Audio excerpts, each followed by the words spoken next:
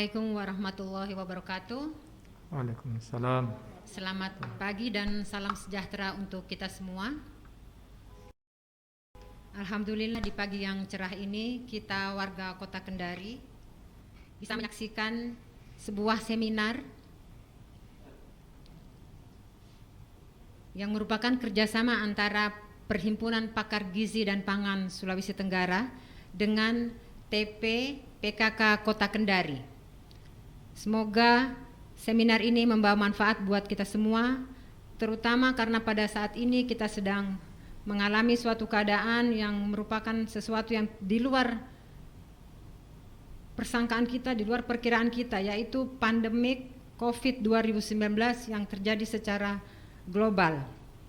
Oleh karena itu kami terdorong untuk melakukan webinar ini, semoga memberi manfaat buat kita semua. Terima kasih kepada Ibu Sri Lestari Zulkarnain SPD MPD yang telah bersedia kita bekerja sama untuk menyelenggarakan kegiatan ini. Juga teman-teman di Perhimpunan Pakar dan Gizi DPD Sulawesi Tenggara. Untuk kesempatan pertama, kami akan memberikan kesempatan kepada Ibu Sri Lestari Zulkarnain SPD MPD untuk membuka kegiatan ini. Setelah itu akan disusul dengan pemateri sebanyak 3 orang. Ketiga pemateri kita merupakan ahli gizi yang merupakan dosen di jurusan Gizi Poltekkes Kendari. Untuk kesempatan pertama saya persilahkan dengan hormat kepada Ibu Sri Lestari Zulkarnain SPD MPD untuk menyampaikan kata sambutannya. Silahkan Bu.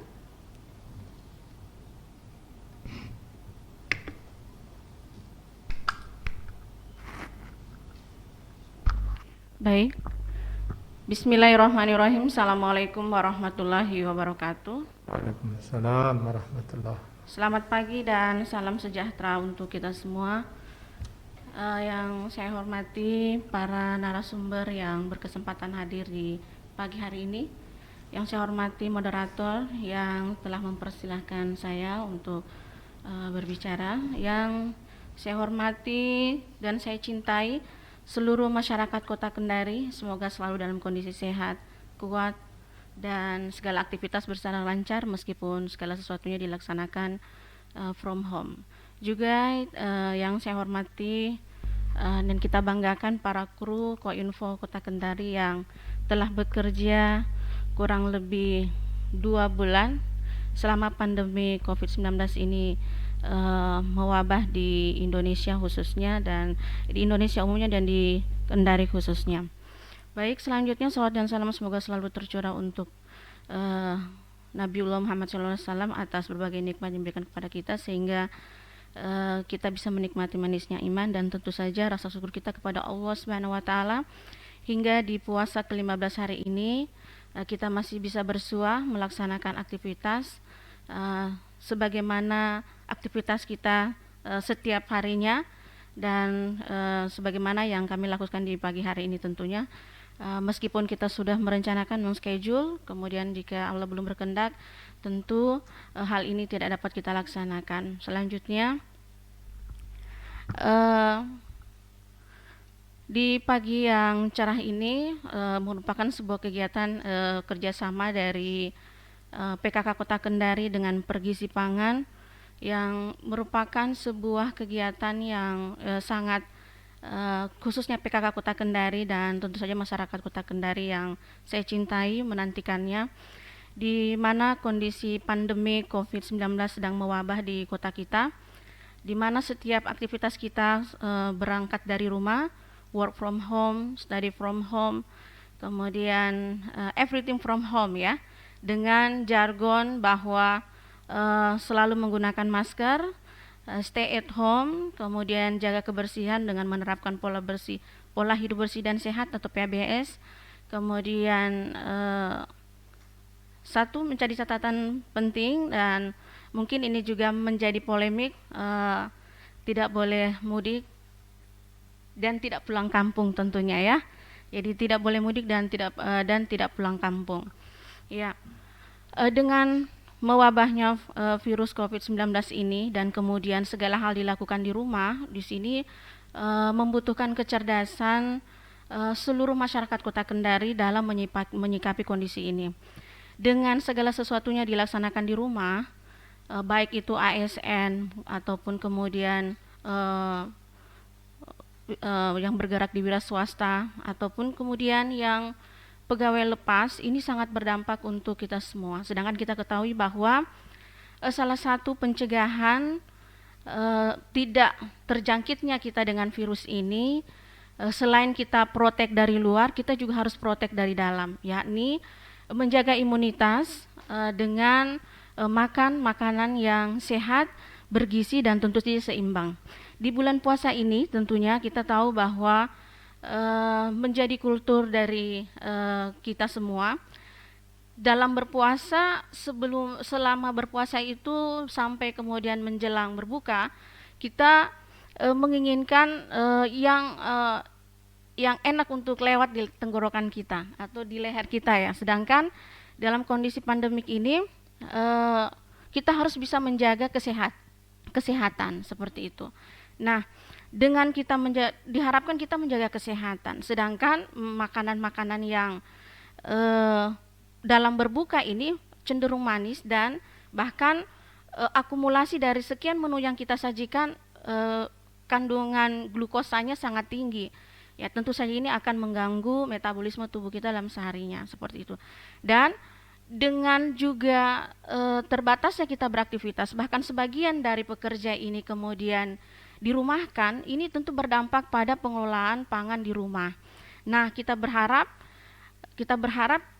kandungan gizi dalam sehari setiap individu itu tetap terpenuhi dengan kondisi ini. Tentu saja karena kita tahu bahwa semua berdampak pada ekonomi. Jadi kita diharapkan bisa mengolah pangan yang ada, yang sederhana, yang tidak mengocek banyak, merogoh kantong kita, tetapi kandungan gizi atau kualitas gizi ini dalam keluarga tetap terpenuhi.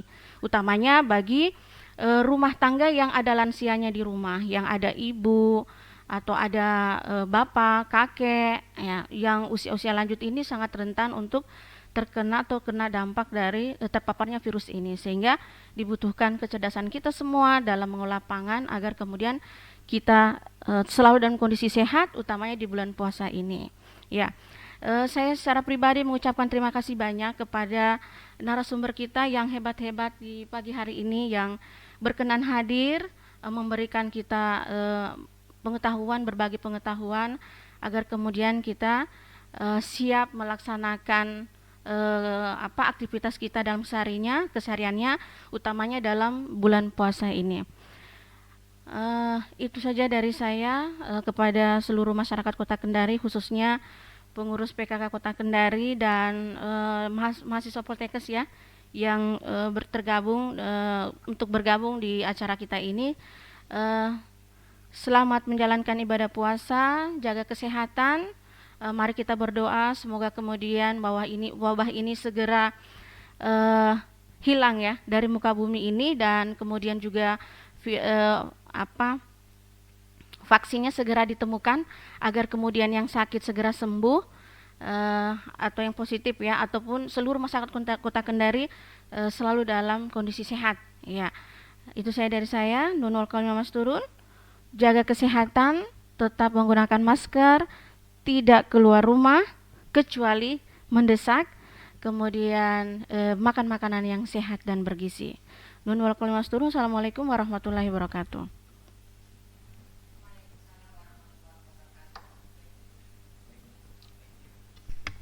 Waalaikumsalam warahmatullahi wabarakatuh.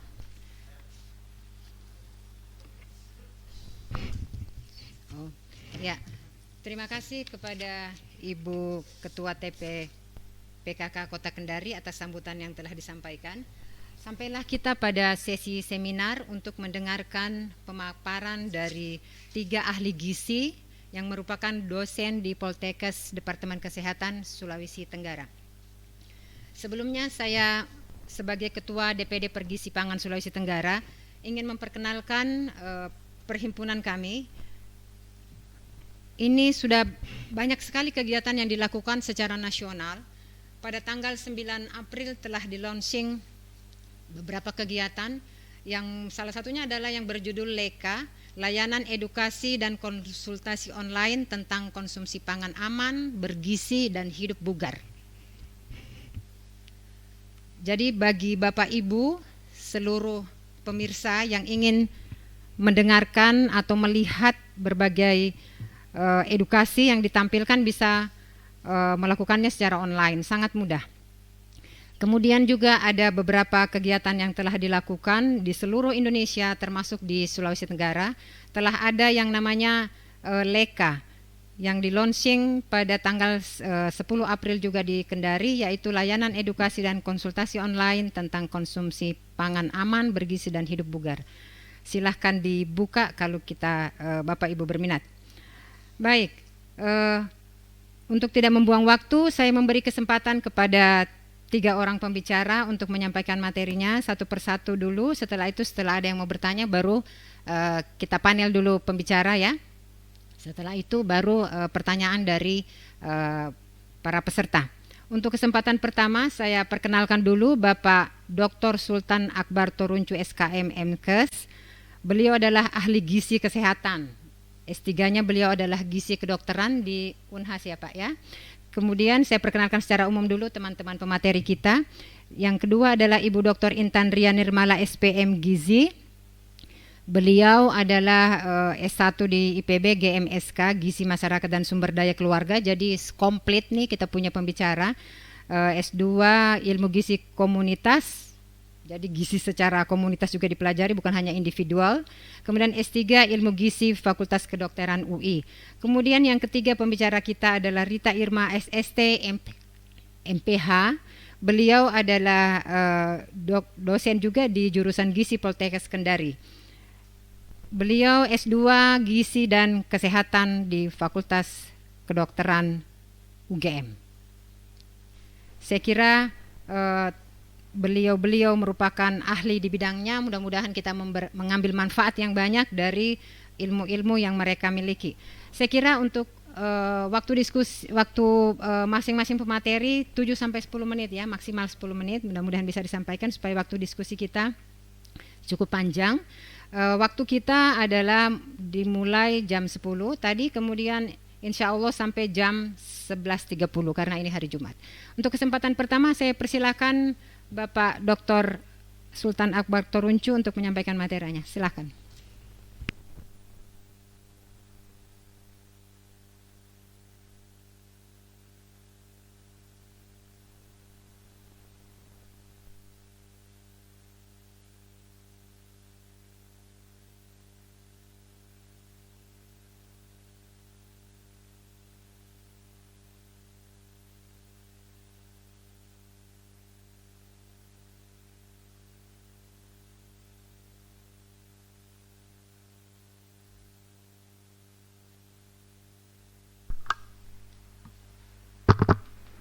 Baik, kesempatan yang diberikan. Bismillahirrahmanirrahim. Assalamualaikum warahmatullahi wabarakatuh. Yang kami hormati Ibu Ketua Penggerak Tim PKK Kota Kendari. Yang kami hormati Ibu Moderator Ketua DPD Pergizi Pangan Sulawesi Tenggara. Ibu teman-teman pembicara dari rekan-rekan dosen jurusan gizi Poltekkes Kendari, Bapak Ibu yang sempat hadir, para pendengar setia yang sempat bergabung di acara ini, perkenankan kami akan membawakan suatu judul materi dalam kegiatan webinar pagi ini. Tolong slide-nya Pak.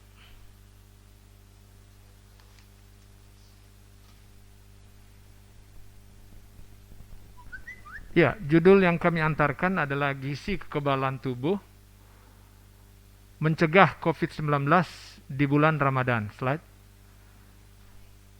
Next. Ya, kami mohon maaf kepada Bapak Ibu yang beragama lain. Kami mengutip beberapa ayat dari Al-Quran, firman Allah Subhanahu wa Ta'ala dalam surat Al-Baqarah.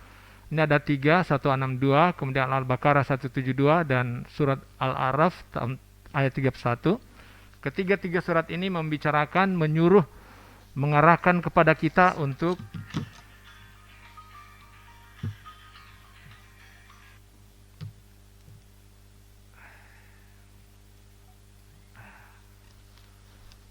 makan, memilih makanan, ya. Memilih makanan yang pertama sekali adalah yang halal, kemudian makanan yang baik-baik. Halal dari segi sumbernya, berikut juga yang baik, tentu yang bergizi dari segi sumbernya ataupun jenisnya, yang sebentar nanti kita akan bahas lebih jauh. Slide. Next. Ya, pertama-tama saya mencoba mengajukan kepada Bapak Ibu sekalian, mengingatkan kembali khususnya Bapak Ibu teman-teman yang sudah mengenal gizi, ya, gizi dan kesehatan tubuh. Pada dasarnya zat gizi itu kita gunakan, ya, ada 3 fungsi di dalam tubuh kita. Pertama adalah berfungsi sebagai energi. Ini fungsi pertama. Fungsi ini merupakan fungsi yang paling mendasar karena tanpa energi kita tidak bisa memiliki kegiatan sama sekali. Tubuh kita akan memprioritaskannya dibanding dengan fungsi-fungsi yang lain. Fungsi ini merupakan fungsi hidup atau mati manusia, termasuk hewan. Zat gizi yang termasuk dalam fungsi pertama ini adalah protein, karbohidrat, dan lemak, atau lebih dikenal dengan gizi makro, makronutrien. Fungsi kedua adalah fungsi untuk pertumbuhan. Fungsi inilah yang membangun dan membentuk semua organ tubuh kita, khususnya sel dan cairan-cairan di dalam tubuh kita. Zat gizi yang berfungsi dalam fungsi membangun adalah zat gizi protein, mineral, dan air. Kemudian fungsi ketiga adalah fungsi untuk regulasi atau pengaturan. Fungsi ini adalah fungsi yang mengatur semua proses metabolisme agar tubuh kita sehat, bugar.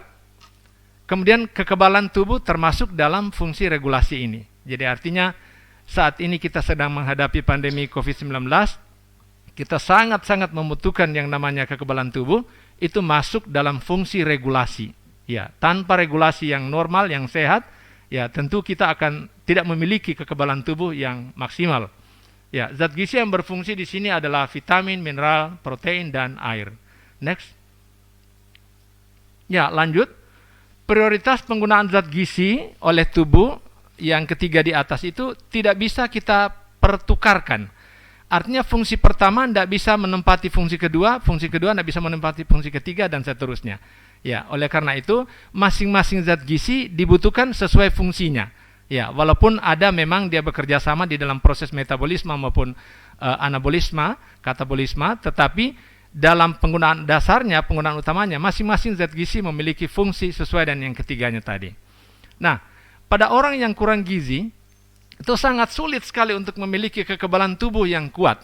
Ya, pada mereka-mereka yang sangat rentan terhadap virus infeksi, khususnya infeksi corona pada saat ini. Kalau tidak memiliki kekebalan tubuh, maka kita sangat rentan, sangat rawan, sangat mudah terkena. Orang yang bergizi baik akan memiliki kemampuan untuk melawan COVID-19. Jelas, kekebalan tubuh seseorang akan bersifat dinamis, tidak akan bersifat menetap, tetapi dia akan berubah setiap saat, pasang surut, kadang kuat, kadang lemah, sangat tergantung pada tingkat istirahat kita, asupan gizi kita, tingkat olahraga kita, dan seterusnya. Dinamika kekebalan tubuh sangat dipengaruhi oleh kualitas dan kuantitas asupan zat gizi yang kita makan setiap hari. Next. Nah, konsep dasar imun.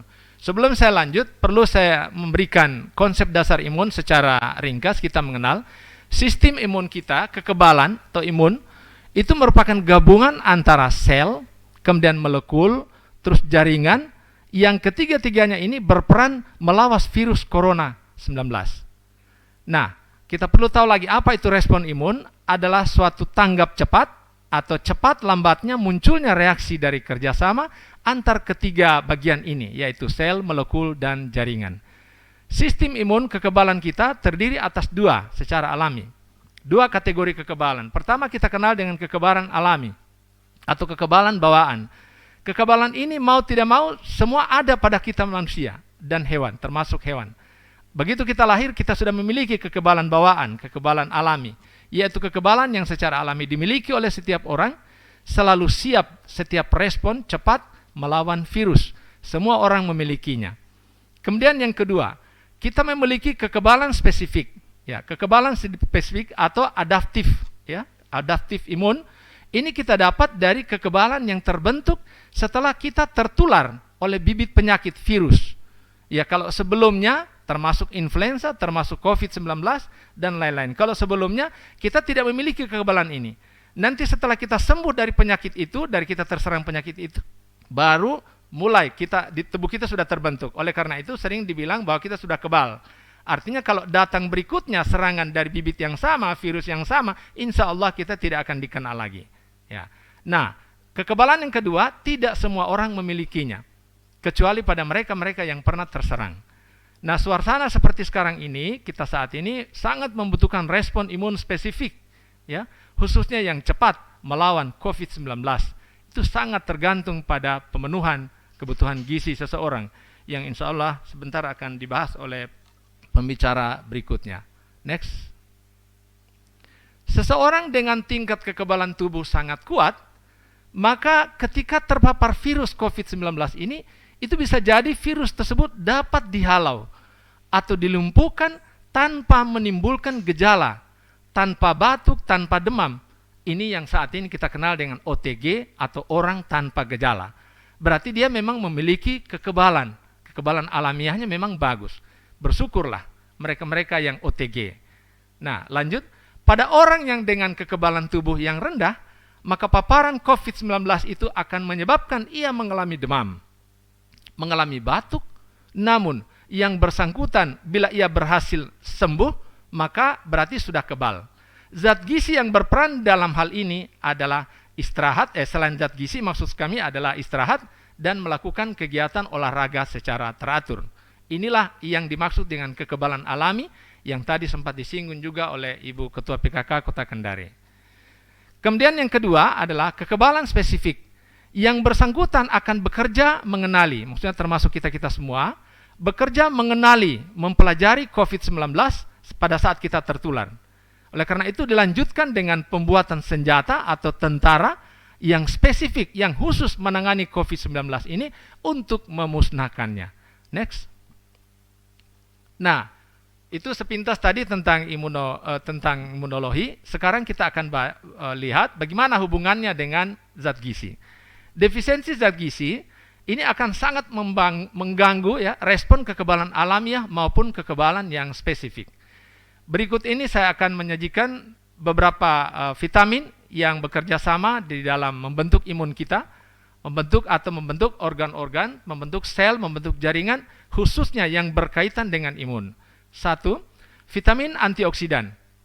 Bapak Ibu sudah banyak tahu juga mungkin yang kita kenal dengan vitamin antioksidan, vitamin yang mencegah oksidasi liar. Termasuk di sini adalah vitamin A, vitamin E, vitamin C, kemudian beta karotin. Ya, itu yang pertama. Yang kedua, mineral antioksidan. Apa yang termasuk adalah trace elemen atau elemen inti, khususnya Se, seng, zinkum, kuprum, kemudian Se maksud kami adalah selenium. Ketiganya, zat gizi trace elemen ini dapat melindungi sel dari kerusakan dengan memproduksi sitokain yang berkenal dengan tanda penanda pada respon imun, dan berfungsi mencegah defisiensi atau menurunnya natural killer cell atau sel yang pembunuh secara alami. Ya. Kedua, defisiensi vitamin antioksidan dan trace elemen di atas itu ternyata bisa menurunkan fungsi sistem imun secara nyata. Oleh karena itu bisa dapat menimbulkan predisposisi dari infeksi, ya, awal dari infeksi, berikut akan mengurangi nafsu makan sehingga terjadi malnutrisi atau kekurangan gizi pada seseorang oleh Brawijaya 2004. Ketiga, vitamin B6, kemudian asam folat, B12, ketiga vitamin yang larut air ini dapat mengembalikan respon imun kita, akan memperbaiki sistem imun sekaligus meningkatkan aktivitas dari natural killer cell. Next.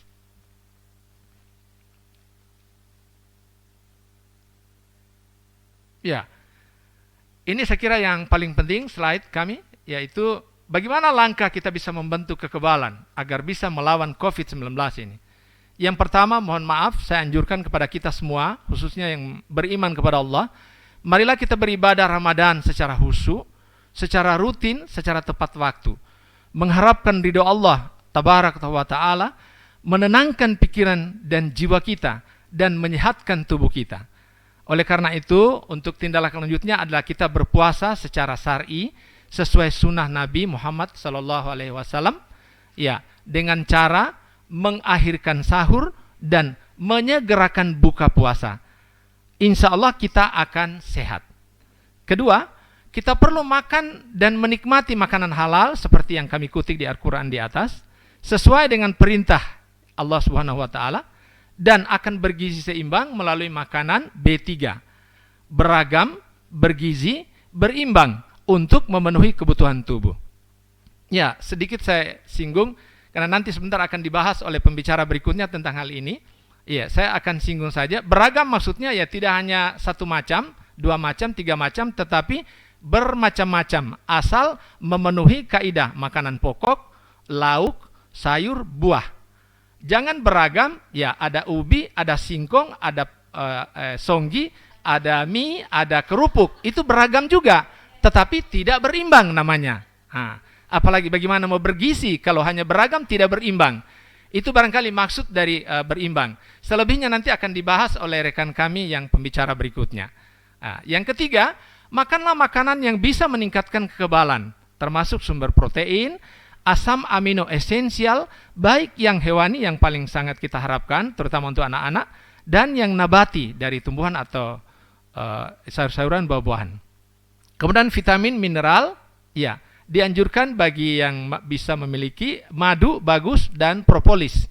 Itu secara alami dapat meningkatkan kekebalan. Langkah keempat adalah kita dianjurkan untuk melakukan olahraga agar melancarkan peredaran darah. Kalau sudah lancar peredaran darah, bisa mengaktifkan metabolisme tubuh, baik berupa anabolisme maupun katabolisme. Langkah kelima adalah kita perlu melakukan istirahat yang cukup. Tidur 7-8 jam selama 24 jam. Kalau bisa, minimal 7-8 jam. Itu ternyata dapat meningkatkan pembentukan eritrosit, sel darah merah, sesuai dengan zat-zat gizinya tadi tentunya kalau ada bahan bakunya, dan akan membentuk leukosit atau sel darah putih. Ya, next. Penutup. Ya, saya tidak banyak penutup slide saya. Kesimpulan dalam menghadapi masa pandemi coronavirus 19 tahun ini, seperti saat ini, itu tubuh kita akan mengalami masa-masa bertempuran, yaitu tubuh melawan COVID-19, melawan virus. Nah, oleh karenanya, yang kedua, marilah kita bantu tubuh kita ini dengan memenuhi kebutuhan zat gizi dan upaya-upaya lainnya agar terbentuk kekebalan yang maksimal untuk memenangkan pertempuran. 3, bila tubuh menang, maka kita akan sehat insya Allah, kita akan sembuh.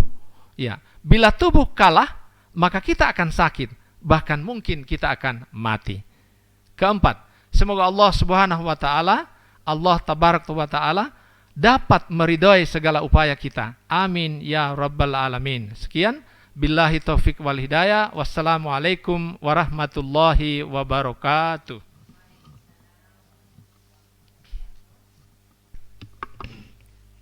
Waalaikumsalam warahmatullahi wabarakatuh.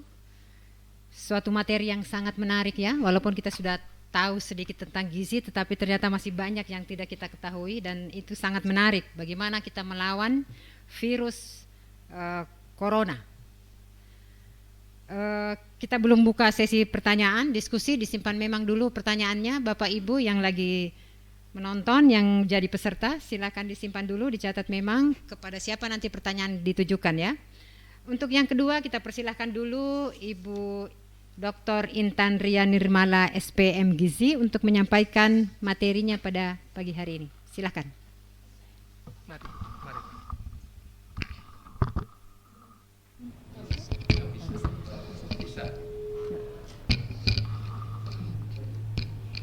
Baik, terima kasih. Assalamualaikum warahmatullahi wabarakatuh. Yang terhormat Ibu Sri Lestari Zulkarnain selaku Ibu Ketua TPPKK Kota Kendari,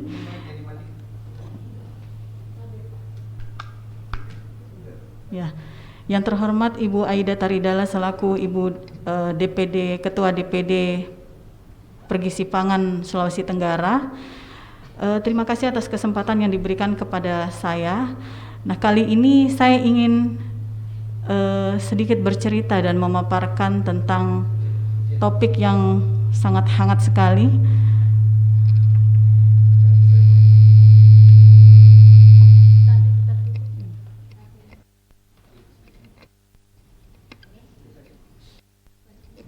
Mati. Oke.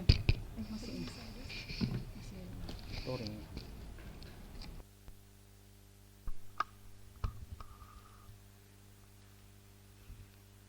Mohon slide-nya. Tes.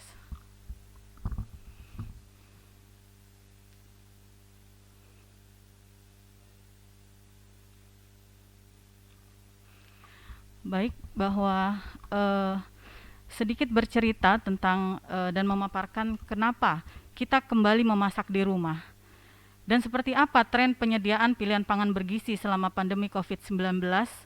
Nah, ini sangat menarik sekali karena jika kita flashback ke belakang, sebelum terjadinya COVID-19 ini, kita lihat bahwa ketersediaan pangan-pangan komersil itu sangat merebak dengan berbagai makanan variasinya dalam makanan olahan, terlebih lagi yang highly processed food ya, yang dengan teknologi tinggi. Nah, itu semakin banyak, semakin menjamur, yang mengiming-iming dengan berbagai klaim kesehatan dan gizi, dengan kenyamanan ketika dikonsumsi, dan semua sepertinya sudah tidak memperdulikan lagi apa kandungan gizi yang berada dalam makanan tersebut.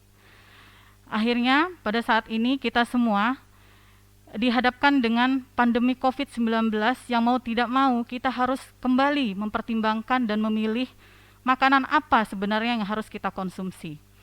Nah, ini membuat suatu pertanyaan bagi semua masyarakat, semua lapisan masyarakat bertanya, kenapa bisa terjadi COVID-19? Kenapa kita sakit? Nah, kalau kita lihat dari faktor-faktor yang berpengaruh, salah satunya adalah karena asupan makan. Dari asupan makan yang kurang baik, kurang bergizi, tidak benar menyebabkan kita sakit. Dan ini telah diakui oleh penemuan-penemuan beberapa pakar bahwa apa yang kita makan itu adalah kita. Kita adalah apa yang kita makan. Jadi seberkualitas apa makanan kita, itulah keberlangsungan hidup kita di masa depan. Sampai pada akhirnya saya menemukan suatu studi yang menemukan bahwa pemilihan makanan itu ternyata dimulai dari janin, usia kehamilan dari seorang ibu. Nah, ketika pada saat usia kehamilan ini, janin membutuhkan makanan yang bergizi untuk diasup untuk pertumbuhannya. Jika tidak ada asupan yang benar dan tidak bergizi, maka yang terjadi adalah bayi yang terlahir itu dengan berat badan rendah. Ketika berat badan rendah itu terjadi, maka si bayi tersebut harus mendapatkan asupan karbohidrat dan lemak yang tinggi. Dan ini akan berangsur-angsur terus-menerus tergantung pada berapa lama si bayi ini disusui, kemudian kualitas makanan padat yang diberikan, dan juga pola perawatan atau pengasuhan dari orang tua yang akan mempengaruhi perilaku makan dari si bayi tersebut. Nah, ketika si bayi menginjak masa kanak-kanak, terus bertambah dengan adipositi atau kegemukan, terjadinya sakit, kemudian terpapar oleh fungsi neurokimia lainnya berupa obat-obatan, kemudian respon insulin leptin tidak sensitivitas insulin leptin tidak bagus, dan juga pola makan dan juga aktivitas fisik yang juga tidak normal. Nah, ini juga akan terus berlangsung sehingga si anak ini menjadi dewasa dan menjadi seorang ibu. Dari pola-pola ini, dari gambar yang terlihat bahwa banyak faktor yang mempengaruhi dari pemilihan makanan selama masa kehidupan ini yang akan menjadi warisan genetik yang mempengaruhi sensitivitas rasa mulai dari janin hingga dewasa. Salah satunya adalah stres, kedua adalah budaya makan, di mana kita di Sulawesi Tenggara ini terdapat banyak suku dengan berbeda-beda makanan yang harus diakui dan harus benar-benar diperhatikan bagaimana cara pengolahan sampai akhirnya dikonsumsi.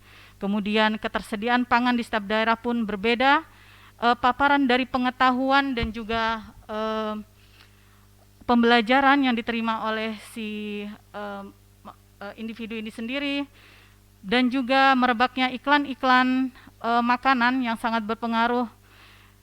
Sekitar 21 jam itu televisi memaparkan tentang iklan-iklan makanan yang mengklaim gizi dan kesehatan. Dan juga yang terakhir, tetap di status sosial ekonomi menentukan peran makanan yang diasup. Nah, melalui ketidakseimbangan yang terus-menerus ini dalam pilihan makanan, dalam kehidupan sehari-hari, selama perjalanan hidup, ini adalah menjadi kunci dalam peningkatan risiko terjadinya obesitas dan konsekuensi metabolik lainnya, stunting, dan juga penyakit tidak menular lainnya. Nah, kesadaran tentang efek pilihan makanan selama janin dalam praktek klinis serta pemahaman yang lebih baik dapat menentukan dan dapat menjadi penting untuk pencegahan penggunaan obat dalam populasi yang rentan, sehingga kita tidak lagi tergantung pada obat-obatan yang beredar. Jadi peran makanan di sini adalah penting. Next.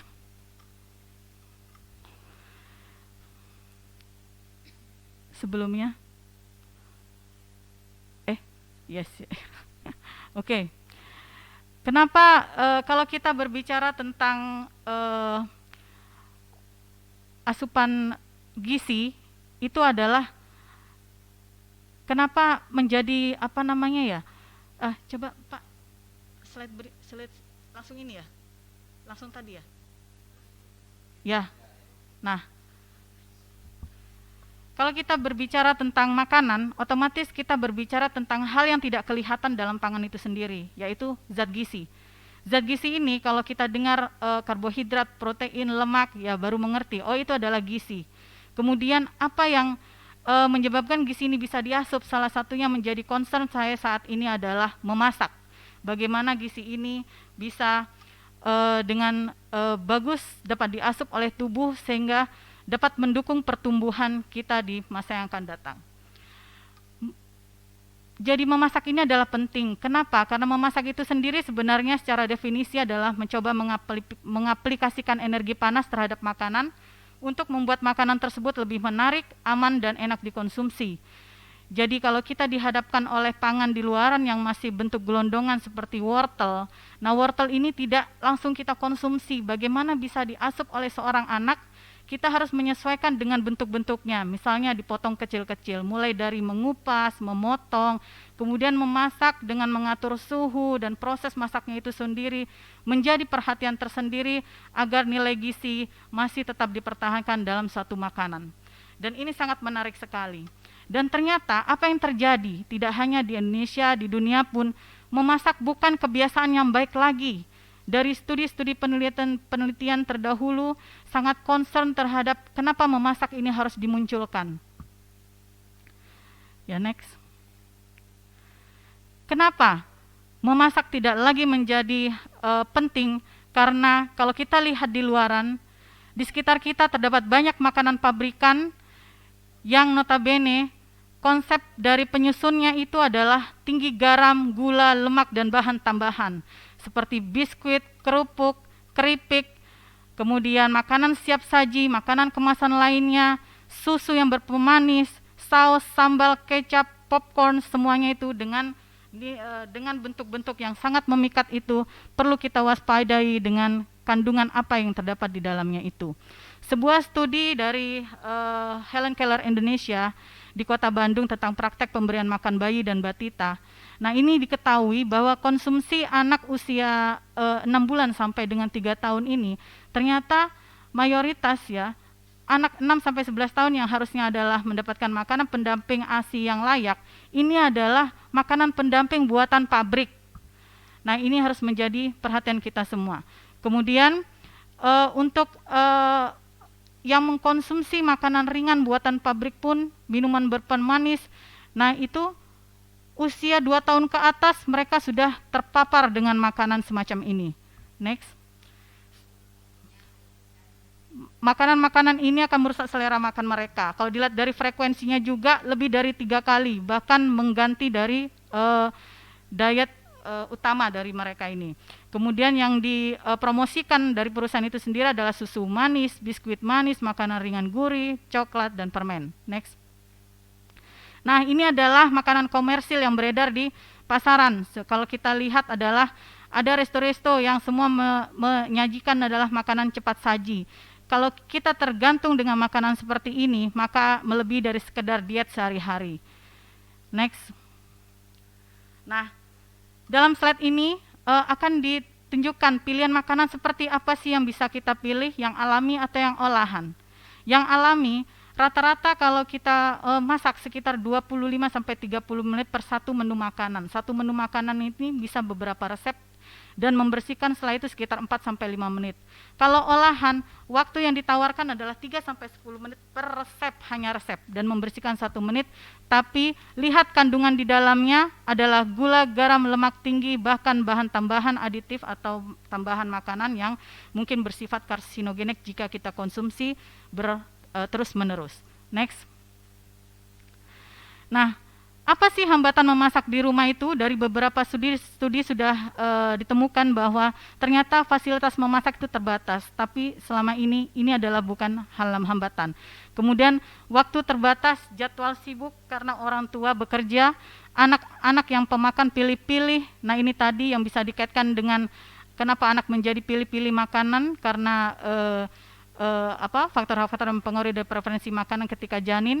Kemudian keinginan untuk menghemat uang, kurangnya motivasi dari ibu, preferensi makanan keluarga, dan juga efek bencana dapur. Artinya ketika kita masak, kita sudah nggak mau direpotkan dengan yang barang-barang yang sudah berserakan, udah malas membersihkannya. Next.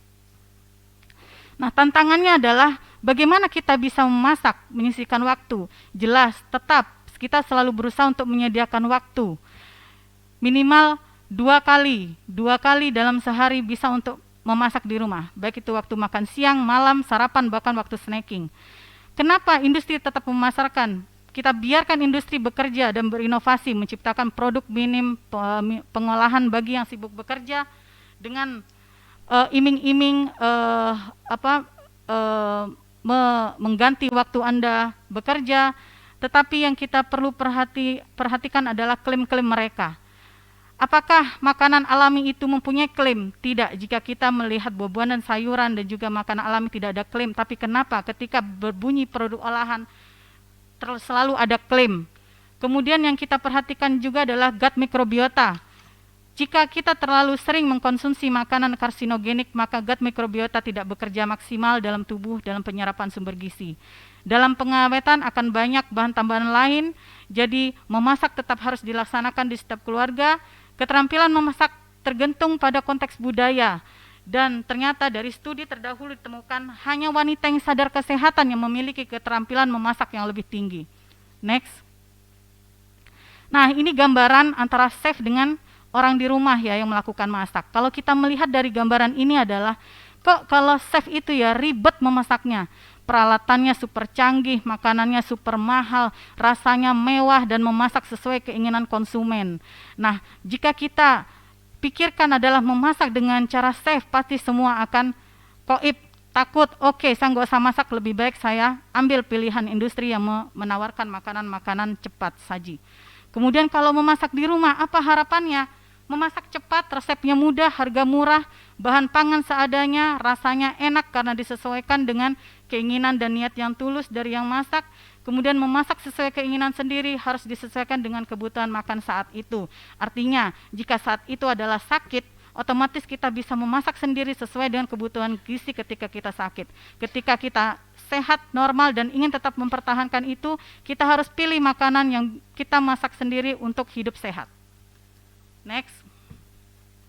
Nah, ini adalah bukti nyata bahwa saat ini ketika COVID-19 ternyata konsumen Indonesia sudah mulai 48% memasak. Kemudian di Amerika 54% memasak. Alasannya kenapa? Karena dapat menghemat uang belanja.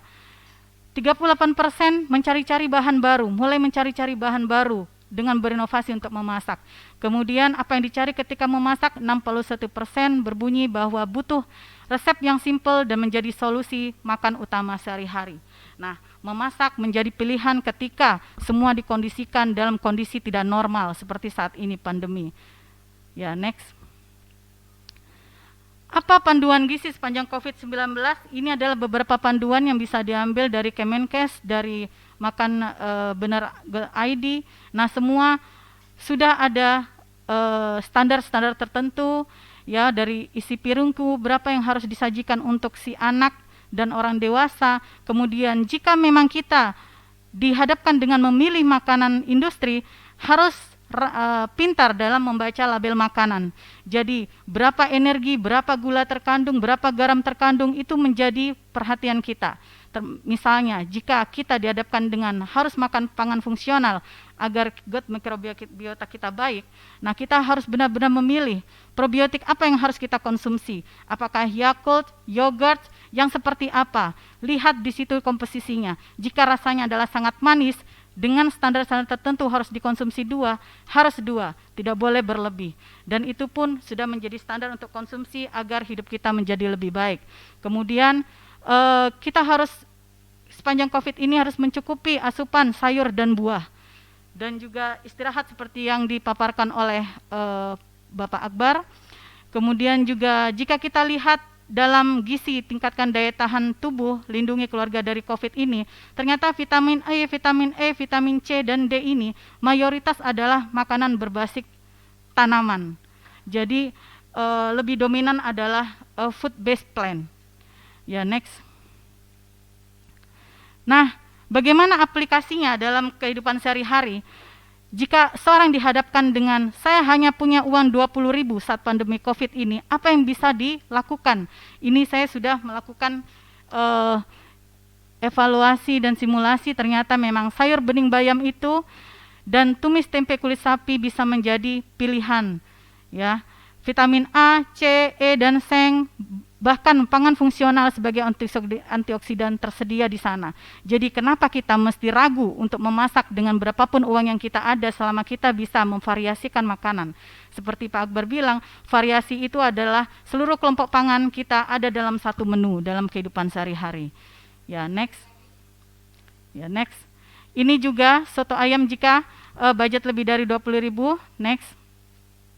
Nah, sekarang yang perlu digarisbawahi adalah memasak adalah perilaku yang meregenerasi. Jika ibu memasak di dapur menghasilkan aroma yang enak bagi anggota keluarga, suatu waktu mereka akan mencoba hal yang sama, misal dengan buka resep. Memasak membuat makanan jadi lebih bergizi dan mudah dicerna. Bagaimana jika bahan makanan semakin mahal? Nah, berkebun bisa menjadi salah satu pilihan seperti hidroponik maupun tambulapot, menyediakan bahan makanan yang lebih aman untuk dikonsumsi, terutama sayuran dan buah.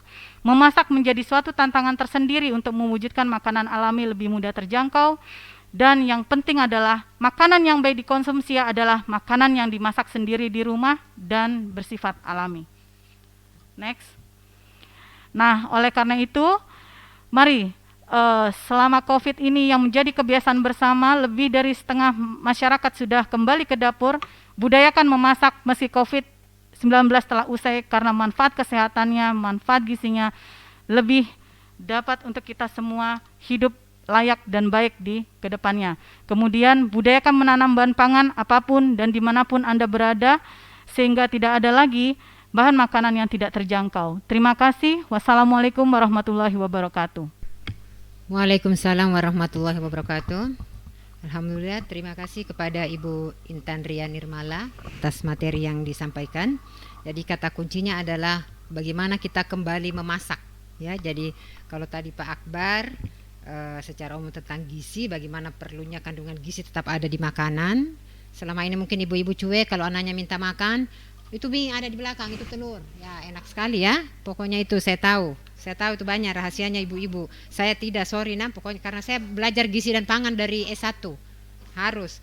Ada ibu yang tersinggung mungkin ini ya. Itu mie ada, itu udah siapkan 1 dos. Oh, enggak ada saya. Sekali setahun belum tentu saya belikan mie saya punya anak. Ya. Boleh, tapi dicampur dengan makanan lain sesuai tadi kandungan gizinya ya. Jadi jangan cuek lagi. Jangan cuek. Ibu-ibu tidak boleh cuek supaya anaknya sehat dan cerdas. Ya, selanjutnya materi yang ketiga dari Ibu Rita Irma, juga sesuatu yang tidak kalah menarik adalah bagaimana nih selama bulan Ramadan ini bagaimana kita memenuhi kita punya kebutuhan gizi. Karena ternyata gizi itu sesuatu tadi yang tidak kelihatan, kita jangan hanya makan, yang penting kenyang, tidak boleh karena kandungan gizi tadi kata Pak Akbar, ternyata gizi itu yang menentukan kita ini kuat atau tidak, ternyata yang mana yang kita perlukan dan lain-lain. Silahkan untuk kesempatan, mohon dijaga waktunya Bu, maksimal 10 menit, tolong lihat waktunya. Ibu Rita Irma, mangga silahkan. Ya, Bismillahirrahmanirrahim. Assalamualaikum warahmatullahi wabarakatuh. Terima kasih ya kepada yang terhormat Ibu Sri Lestari selaku Ketua Tim Penggerak PKK Kota Kendari, kemudian Ibu Aida selaku Ketua DPD Pergizi Pangan Provinsi Sultra sekaligus selaku moderator, kemudian untuk para audiens yang masih setia menyaksikan webinar ini, saya langsung saja ya karena dikejar waktunya, bisa dibuka slide-nya. Ya, tema yang saya angkat untuk webinar kali ini adalah mengenai bagaimana pemenuhan gizi, kebutuhan gizi selama Ramadan dan selama pandemi lagi, ya karena sekarang orang banyak membicarakan tentang kaitannya dengan pandemi. Next, mungkin langsung saja ya, yang menjadi tanda tanya pertanyaan adalah apakah memang kebutuhan gizi, lanjut. Next, kebutuhan gizi pada saat puasa ya seperti sekarang ini dengan tidak puasa itu sama. Kemudian apakah memang kebutuhan gizi saat sekarang pandemi COVID-19 sedang merebak itu sama atau tidak dengan pada saat tidak pandemi itu. Nah, ini yang akan kita bahas. Next. Nah, saya awali dengan apa itu kebutuhan gizi ya. Lanjut saja.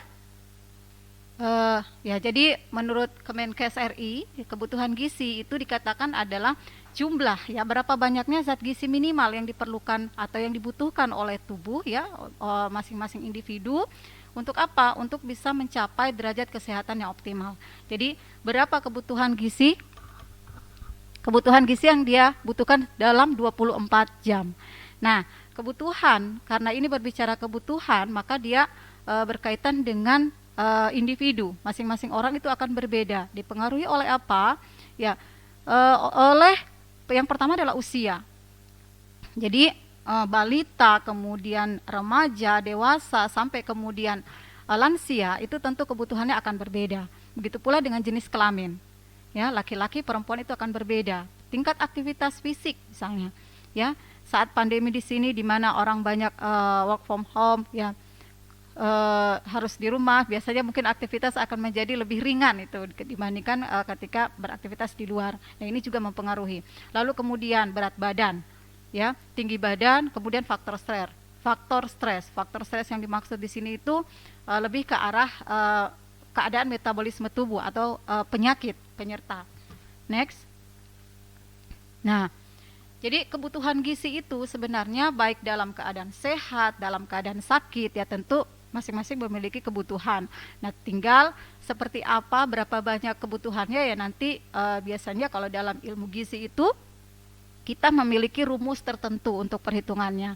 Jadi mungkin di seminar ini saya tidak menyampaikan seperti apa rumusnya karena jadi panjang ya.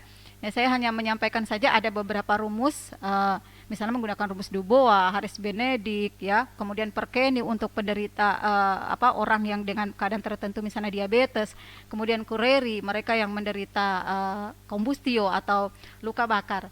Ya, jadi kalau memang mau mengetahui biasanya lebih ke arah konsultasi gizi ya.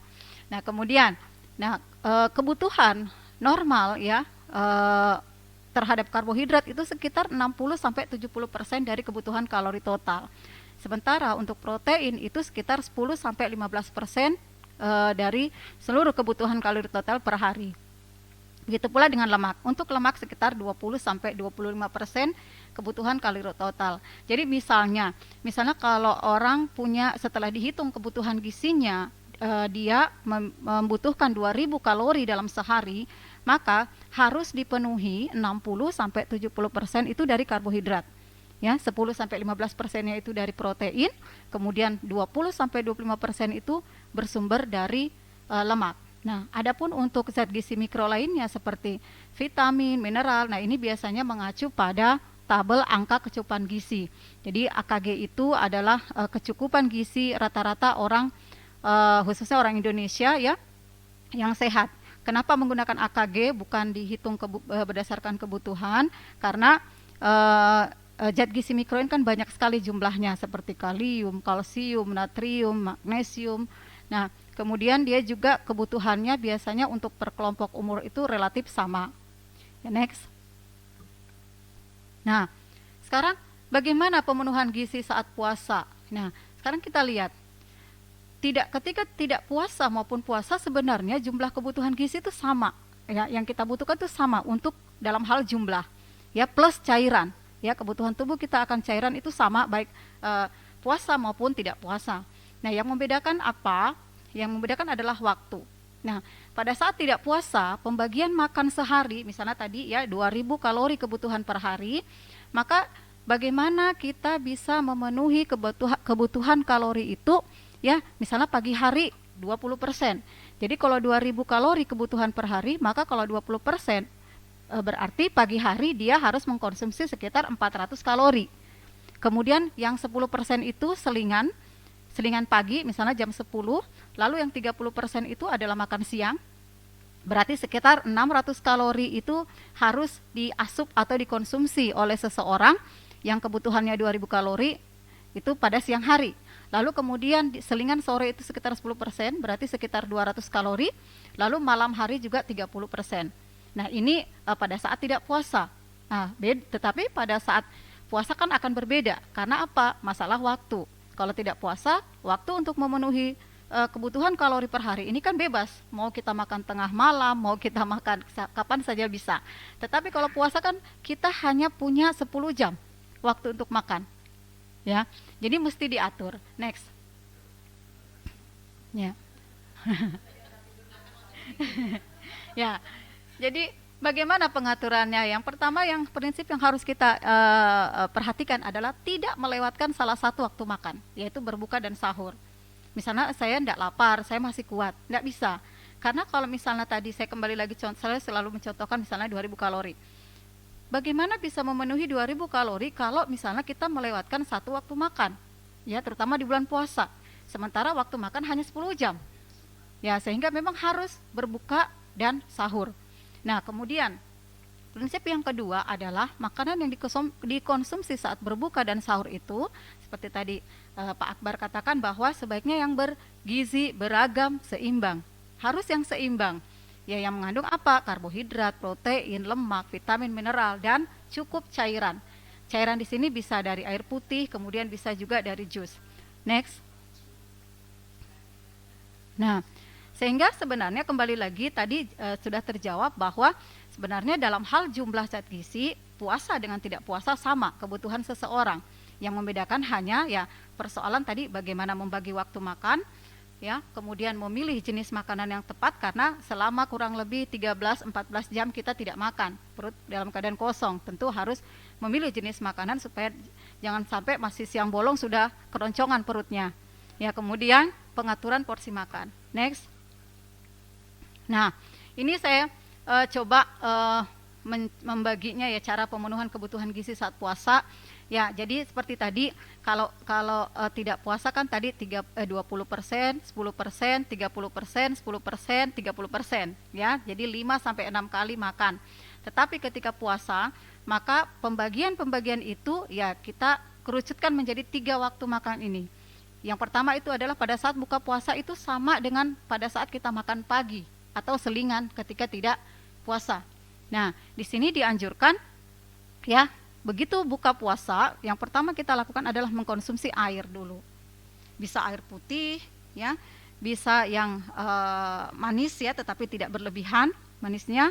Kemudian bisa dengan untuk selingannya ini takjil ya, kita mulai dari apakah kurma ataukah buah segar atau susu hangat, ini bisa mengawali sebelum kita sholat maghrib. Kemudian setelah maghrib juga bisa dilanjutkan ya sampai dengan setelah tarwih. Nah, sudah bisa mengkonsumsi makanan utama ya, ada nasi, lauk pauk. Nah, di sini dianjurkan mengkonsumsi makanan yang kandungan karbohidrat kompleksnya tinggi, kemudian karbohidrat kompleks, lalu kemudian proteinnya tinggi, kemudian mengandung lemak yang baik gitu. Kemudian juga mengkonsumsi camilan juga ya. Kemudian pada saat sahur itu dianggap sama dengan makan malam plus selingan. Jadi kita makan makanan utama, lalu kemudian untuk selingannya bisa kita tambahkan dengan susu yang rendah lemak ya, karena susu kan tinggi protein, kemudian tetapi kita pilih yang rendah lemak. Lalu kemudian kita juga tambahkan dengan buah-buah yang segar. Next. Nah, adapun untuk cairan ya, untuk puasa dengan tidak puasa tetap sama. Kebutuhannya adalah 2 liter per hari atau 8 gelas. Nah, pembagiannya kalau selama puasa ya itu pada saat kita bangun sahur ya, sesaat kita baru terbangun ya, untuk makan sahur itu kita bisa mengkonsumsi 1 gelas, lalu kemudian saat sahur, sementara sahur boleh kita mengkonsumsi pas habis makan sahur kita mengkonsumsi 1 gelas, lalu kemudian pas menjelang imsak juga bisa, jadi 3 gelas di waktu sahur. Lalu kemudian pada saat buka puasa itu 1 gelas, lalu kemudian setelah sholat maghrib itu 1 gelas, lalu kemudian setelah saat makan utama juga 1 gelas, jadi 3 gelas, berarti sudah 6 gelas. Nah, sisanya yang 2 gelas itu nanti setelah tarawih dan 1 gelas sebelum tidur. Tetapi khususnya kalau sebelum tidur ini kita jaga jangan sampai terlalu dekat dengan waktu tidur. Karena kenapa? Ya yang ada nanti bangunnya tidurnya terganggu karena jadi mau buang air terus. Ya kan? Justru istirahatnya kurang. Nah, di sini penting sekali kita memang juga memperhatikan cairan ya. Karena apa? Yang pertama untuk rehidrasi, mengembalikan kekurangan cairan yang sudah kita ini dalam sehari ya, kemudian melancarkan pencernaan, lalu kemudian untuk detoksifikasi ya, jadi membuang racun-racun di dalam tubuh itu ya dengan mengkonsumsi air putih. Jadi memang air ini masuk dalam piramida ya gizi seimbang ya. Next. Nah, sekarang bagaimana kebutuhan gizi pada saat pandemi COVID-19? Nah, di sini kita dihadapkan pada 2 hal sebenarnya. Ada yang orang tidak menderita COVID ya. Insya Allah mudah-mudahan kita semua di sini seperti termasuk di dalamnya, amin ya. Nah, pada yang tidak terdampak atau masyarakat secara umum ya, nah kebutuhan dan pengaturan makan saat puasa sama seperti yang sudah diuraikan tadi. Namun ya seperti tadi bahwa jangan mentang-mentang merasa tidak sakit ya, kemudian tidak memperhatikan ya, tidak menjaga kesehatan, kemudian tidak cukup istirahat seperti disampaikan tadi oleh Pak Akbar ya. Tetap kita harus meningkatkan imunitas tubuh ya. Jadi dengan makan makanan yang bergizi, kemudian tetap kita menjaga hygiene dan sanitasi. Nah, kemudian next. Yang bagaimana dengan yang mereka yang positif COVID plus komorbid. Komorbid itu penyakit penyerta. Karena kita lihat sekarang faktanya penderita COVID itu kebanyakan mereka-mereka yang memang ada penyakit penyertanya. Diabetes, gagal ginjal, pneumonia, ya, belum lagi lansia, ya.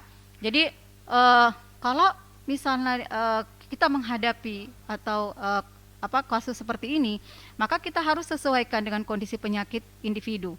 Ya, jadi boleh tidaknya berpuasa, termasuk hamil dan menyusui ya nanti bisa didiskusikan atau konsultasikan ke dokter. Apakah dokter, misalnya kayak orang diabetes ya, orang diabetes itu kan kalau dia sudah tidak tergantung insulin, kemudian tidak terkontrol, maka biasanya ya itu tidak dianjurkan untuk berpuasa oleh dokter.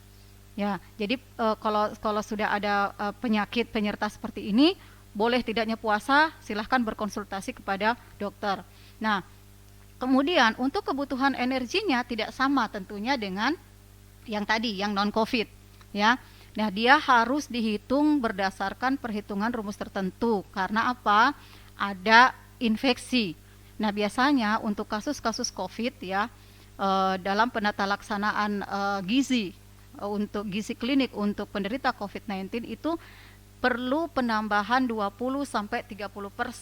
Jadi kalau misalnya kebutuhan normal dia adalah 2000 kalori, maka ditambahkan 20-30% ya kebutuhannya, karena ada hipermetabolisme atau peningkatan metabolik di dalam tubuhnya, sehingga perlu ada peningkatan energi, penambahan. Lalu kemudian protein. Ya, pada penderita COVID itu harus meningkat proteinnya sekitar 20-35%. Kalau tadi itu kan kebutuhannya 10-15% untuk orang biasa. Tetapi kalau sudah COVID, apalagi ada komorbid, maka dia dinaikkan 25-35%. Nah, lain halnya lagi kalau yang ginjal. Nah, ini lagi bahkan harus diturunkan, ya. Dan 50%-nya dianjurkan harus bersumber dari protein yang bernilai biologis tinggi. Yang bernilai biologis tinggi itu dari hewani. Lalu kemudian untuk kebutuhan lemak sama saja, ya, apalagi kalau ada mual, ada muntah, biasanya lemak bahkan kita perlu rendahkan karena pasien bisa klien itu atau orang itu tambah muntah biasanya kalau lemak kita tinggikan. Lalu kemudian kalau misalnya karena memang COVID itu banyak disertai dengan pneumonia, sesak napas, nah biasanya karbohidrat itu kita rendahkan. Ya, jadi pembatasan bahan makanan yang sumber karbohidrat itu direndahkan. Karena kenapa? Takutnya nanti penderitanya tambah sesak kalau karbohidrat kita tingkatkan, karena tadi kan kebutuhan normalnya 60-70%. Tetapi kalau dia ada sesak, ya, dan dia sudah positif COVID, maka diturunkan menjadi 40-50%. Next. Nah, ini masih lanjutannya, ya. Biasanya untuk cairan, nah nanti disesuaikan juga. Ya, biasanya ini kan sudah bawaannya orang di rumah sakit, ya. Kemudian kalau biasanya pada fase-fase akut, ya kalau dia menderita COVID, ya harus diberikan nutrisi parenteral. Nutrisi parenteral itu maksudnya zat gizi yang diberikan melalui intravena atau melalui infus. Bukan infus yang biasa bukan infus umum yang kita lihat, ya, tetapi energi, protein, ya, asam amino, asam lemaknya semuanya bersumber dari infus, ya, bukan dari yang biasa kita lihat dextrose 5%, bukan itu maksudnya, ya. Nah, itu. Nah, next. Nah, ini saya masukkan atau saya tambahkan kelompok bahan makanan penukar karena terkait dengan kondisi pandemi sekarang di mana ini berdampak pada daya beli masyarakat. Kalau tadi Bu Intan bagus sekali materinya, ya, sudah mengangkat soal ayo kita memasak di rumah, memanfaatkan lahan, ya. Nah, karena apa? Terkait dengan mungkin masalah ekonomi, ya, bahan-bahan yang semakin mahal. Nah, untuk ini saya memberikan gambaran, ya, bahwa bahan makanan penukar itu, ya, artinya kita bisa menukar makanan itu, tidak harus misalnya ketika kita tidak, misalnya, ya, dalam kondisi beras mahal gitu, ya, tidak sanggup beli beras gitu, beli nasi, maka beras, ya, itu bisa diganti misalnya dengan singkong gitu, ya. Jadi misalnya 100 gram atau satu entong nasi, ya, itu bisa diganti dengan 1 potong singkong, atau bisa diganti dengan sekitar 50 gram sagu. Nah, kalau kita di sini kan ada sikato, ya, ada sikato, kita bisa menjadikan itu sebagai pengganti, ya, ini, ya. Nah, itu nilai gizinya sama, jadi 175 kilokalori, kemudian mengandung 4 gram protein dan 40 gram karbohidrat. Jadi sama saja sebenarnya. Kemudian untuk protein hewani, ya, tidak harus misalnya kalau ayam, ya, daging ayam, 1 potong daging ayam itu kan 50 gram, ya. Itu bisa diganti misalnya dengan telur kalau memang tidak mampu lagi membeli ayam gitu, apalagi daging sapi misalnya. Atau tidak mampu membeli ikan segar. Ikan segar itu bisa ditukarkan dengan 15 gram ikan asin. Itu nilai gizinya sama, yaitu sekitar 50 kalori, kemudian 7 gram protein dan 2 gram lemak. Atau kalau misalnya tidak masih mampu membeli ikan teri, ya, ikan teri itu bisa sekitar 35 gram ikan teri itu sama nilai gizinya dengan 1 potong ayam. Ya, jadi tidak harus selalu bahwa waduh karena sudah pandemi kita tidak lagi sanggup makan ayam, kita tidak lagi sanggup makan daging sapi. Ya, padahal kalau kita berbicara tentang kebutuhan gizi, maka sebenarnya itu masih bisa terpenuhi. Jadi ini gunanya makanan atau daftar makanan pengganti. Ya, kemudian next. Nah, ini untuk yang kelompok protein nabati, ya, juga sama, ya, tapi relatif kalau protein nabati itu harganya murah, ya, dari masa sebelum pandemi COVID sampai dengan pandemi COVID masih sama kayaknya 5.000 3 papan, ya. Iya, relatif stabil. Kalau yang kacang-kacangan boleh diganti, kalau tidak suka makan tempe sama saja kalau kita makan tahu 1 potong. ya, atau kita sama saja kita makan 1 sendok makan kacang tanah atau kacang merah atau kacang hijau, itu nilai gizinya sama, yaitu 75 kalori, 5 gram protein, 3 gram lemak, dan 7 gram karbohidrat.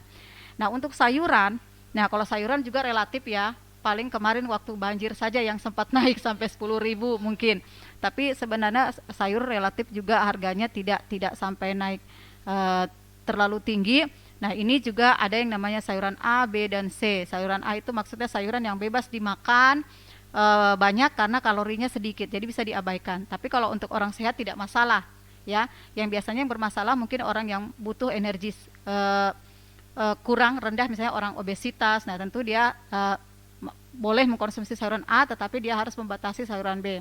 Sayuran A itu misalnya ketimun, ya, tomat, kemudian wortel. Ini kemudian sayuran B itu misalnya sawi, kangkung, ya. Sayuran C itu ya seperti misalnya daun singkong. Ya, jadi itu yang kalorinya lebih besar. Nah, mungkin ini saja ya. Saya tidak memasukkan untuk lemak dan susu karena relatif sama semuanya penggantinya. Terutama ini yang kalorinya besar saja yang saya tampilkan. Baik, terima kasih atas perhatiannya ya. Saya kembalikan ke Ibu Aida selaku moderator. Ya. Terima kasih Bu. Assalamualaikum Terima kasih. warahmatullahi wabarakatuh. Waalaikumsalam warahmatullahi wabarakatuh. Semangat sekali pematerinya nih semua, waktunya lewat-lewat. Cobanya tidak dibatasi Jumat ini, Jumatan kita diskusi ini ya lebih lama. Mudah-mudahan ini bagaimana ini peserta. Ini wajah-wajahnya saya lihat Bapak Ibu sekalian. Silakan langsung saja siapa yang mau bertanya. Terakhir ini tadi materi tentang lebih spesifik lagi ke gizi apa sih yang harus dipenuhi ketika bulan puasa ini. Silakan. Siapa yang mau minta tolong host, tolong perhatikan yang raise hand dan yang di chat pertanyaannya tolong disampaikan ke saya, dibagi ke saya. Ya, tolong namanya ya, tidak ini langsung saja langsung kelihatan biasanya di mana? Ya, iya. Tolong nama dan di mana ya? Iya, silakan ini seluruh Indonesia insya Allah. Sudah di-share di Pergisi Pangan itu dari Sabang sampai Merauke. Alhamdulillah, ini acaranya. Ya, silakan siapa yang mau bertanya bisa lewat chat atau raise hand, silakan.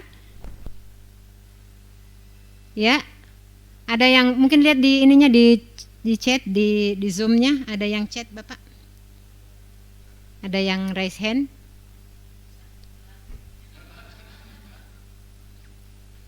atau yang di chatnya ya. Oh ya, oke, ini menarik sekali materinya ya. Ibu-ibu ini banyak saya lihat wajahnya. Kalau yang biasanya tidak memasak sekarang silahkan memasak ya. Nih ada yang gendong anak, Masya Allah. Ih, keren sekali. Siapa nih yang gendong anak? Di mana nih? Ya, Pak Dodi. Silakan. Apa ini pertanyaannya Pak Dodi? Halo, suaranya mana? Ini mumpung lagi ketemu dengan pakar-pakar gizi nih. Silakan. Kalau mau konsultasi khusus sama Pak Akbar tuh mahal loh. Iya. Ya. Tidak ada pertanyaan? Ini Dodi ini, Pak Dodi ini gimana ini? Ya, Pak Dasmin. Assalamualaikum Pak Dasmin. Waalaikumsalam warahmatullahi wabarakatuh. Iya, silakan Pak Dasmin, Dr. Dasmin, ya silakan. Iya, terima kasih Bu Moderator, Bapak Ibu pemateri yang saya hormati, para peserta yang sempat ikut, yang saya cintai dan saya banggakan, semua adalah pejuang-pejuang gizi untuk meningkatkan imun tubuh kita dalam menghadapi COVID-19 ini. Ada beberapa hal yang perlu kami sampaikan, apa yang menjadi pengalaman atau yang terjadi di rumah tangga. Tadi pemateri pertama, kedua, dan ketiga cukup bagus materinya. Hanya masih sangat terkesan itu teoritis, hanya bisa ditangkap oleh orang-orang kita ini. Nah, saya lebih ingin memperoleh pencerahan. Yang pertama tentang pangan gizi, terutama yang terkait dengan pangan lokal. Pada biasanya dan pada umumnya, pada saat ini di bulan puasa, apalagi masyarakat yang tidak terlalu memiliki kecukupan finansial, itu sudah lagu umum, hidangannya itu nasi, ikan, sayur, titik. Paling 3 itu. Nah, kami ingin mendapatkan pencerahan apakah untuk mencukupi gizi masyarakat, terutama menengah ke bawah, bisakah kita memanfaatkan bahan pangan lokal? Bahan pangan lokal, tetapi gizinya itu tidak kalah dengan makanan yang sering kita makan selama ini. Itu yang pertama. Kemudian yang kedua, kebiasaan umum di rumah tangga juga saya lihat, jangankan masyarakat yang ekonomi ke bawah, masyarakat ekonomi menengah ke atas kadang-kadang lalai dalam menyiapkan menu 4 sehat 5 sempurna. Terutama biasanya itu yang sering lalai itu buah. Apalagi paradigma kita dalam mengkonsumsi buah itu masih tertanam di pikiran kita, terutama saya pribadi, bahwa buah itu terkesan adalah makanan cuci mulut. Di beberapa literatur atau artikel yang saya baca ternyata itu keliru. Nah, ini juga salah satu tugas kita untuk memberikan edukasi kepada masyarakat bahwa ternyata makan buah-buahan itu bukan makanan cuci mulut, tetapi ada beberapa artikel justru dimakan lebih awal. Itu apakah itu benar atau tidak? Kemudian yang ketiga, terkait dengan pemahaman ibu-ibu rumah tangga terkait dengan jenis makanan yang memiliki gizi yang baik selain makanan yang umum yang kita kenal selama ini kan asal karbohidrat itu asalnya hanya dari padi, hanya dari beras dalam hal ini nasi putih gitu ya. Nah, bisa enggak itu nasi putih terutama di daerah-daerah yang diganti dengan nasi merah? Apakah cukup baik terutama di bulan puasa masyarakat kita itu jangan terpaku pada beras putih misalnya. Misalnya mereka yang memiliki cadangan pangan dari beras lokal itu bisa dimanfaatkan untuk mencukupi gizinya setiap hari. Kemudian terkait dengan lauk pauknya, bisa enggak para narasumber memberikan simulasi atau contoh-contoh lauk pauk yang bisa memenuhi gizi, terutama pada saat bulan puasa ini, tanpa harus kita mobilitas keluar itu lebih banyak. Kita bisa peroleh di sekitar kita atau bisa diperoleh masyarakat di kebunnya misalnya. Nah, sehingga masyarakat kita itu tahu bahwa ternyata kalau untuk mencukupi gizi tidak perlu saya harus jalan sampai ke pasar. Ya. Nah, Pak, iya, Pak. kira-kira udah cukup ya? Ya, alhamdulillah. Nanti terima lagi. kasih banyak pada Asmin. Ya, Oke, makasih. Ya. Ya, saya kira pertanyaan yang sangat menarik. Atau kili beberapa pertanyaan yang teman-teman lain mungkin silakan ditanggapi. Saya persilakan kepada para pemateri. Pertama Pak Akbar, silakan langsung dijawab.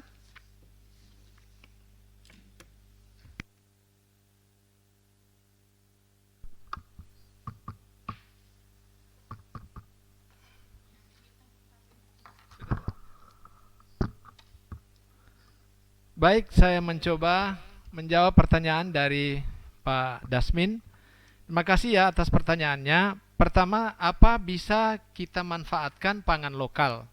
Nanti akan dilengkapi oleh rekan pemateri yang lain ya, lebih dan kurangnya saya akan membahas sesuai yang saya bahas. Penggunaan pangan lokal ini sangat dianjurkan. Justru tadi Ibu pemateri ketiga ya sangat menekankan, bahkan pemateri kedua sangat menekankan untuk penggunaan pangan-pangan yang mudah terjangkau. Bukan pangan yang harus dibeli mahal, bukan pangan yang harus kemasan, bukan pangan yang harus dibeli di toko dalam sudah jadi. Ya, walaupun memang kita harus masak seperti yang dianjurkan oleh pemateri kedua. Jadi pangan-pangan lokal itu gizinya tidak kalah, malah bisa jadi dia lebih tinggi. Nanti terkait dengan penggunaan pertanyaan ketiga. Nasi putih diganti dengan nasi merah. Kalau saya katakan ini sangat keren istilahnya sekarang, sangat keren dengan itu. Mohon maaf Pak Dasmin kalau kita sedikit sharing pengetahuan, walaupun sudah secara umum, tapi semua kita tahu bahwa nasi putih itu salah satu jenis makanan sumber karbohidrat yang sangat tinggi indeks glikemiknya. Sebentar nanti akan dilengkapi oleh materi ketiga, ya. Sangat tinggi indeks glikemiknya. Itu artinya apa? Itu memudahkan untuk mencetuskan penyakit diabetes mellitus karena dia dapat lebih banyak menghasilkan glukosa ya dalam hasil metabolismenya. Itu nasi putih.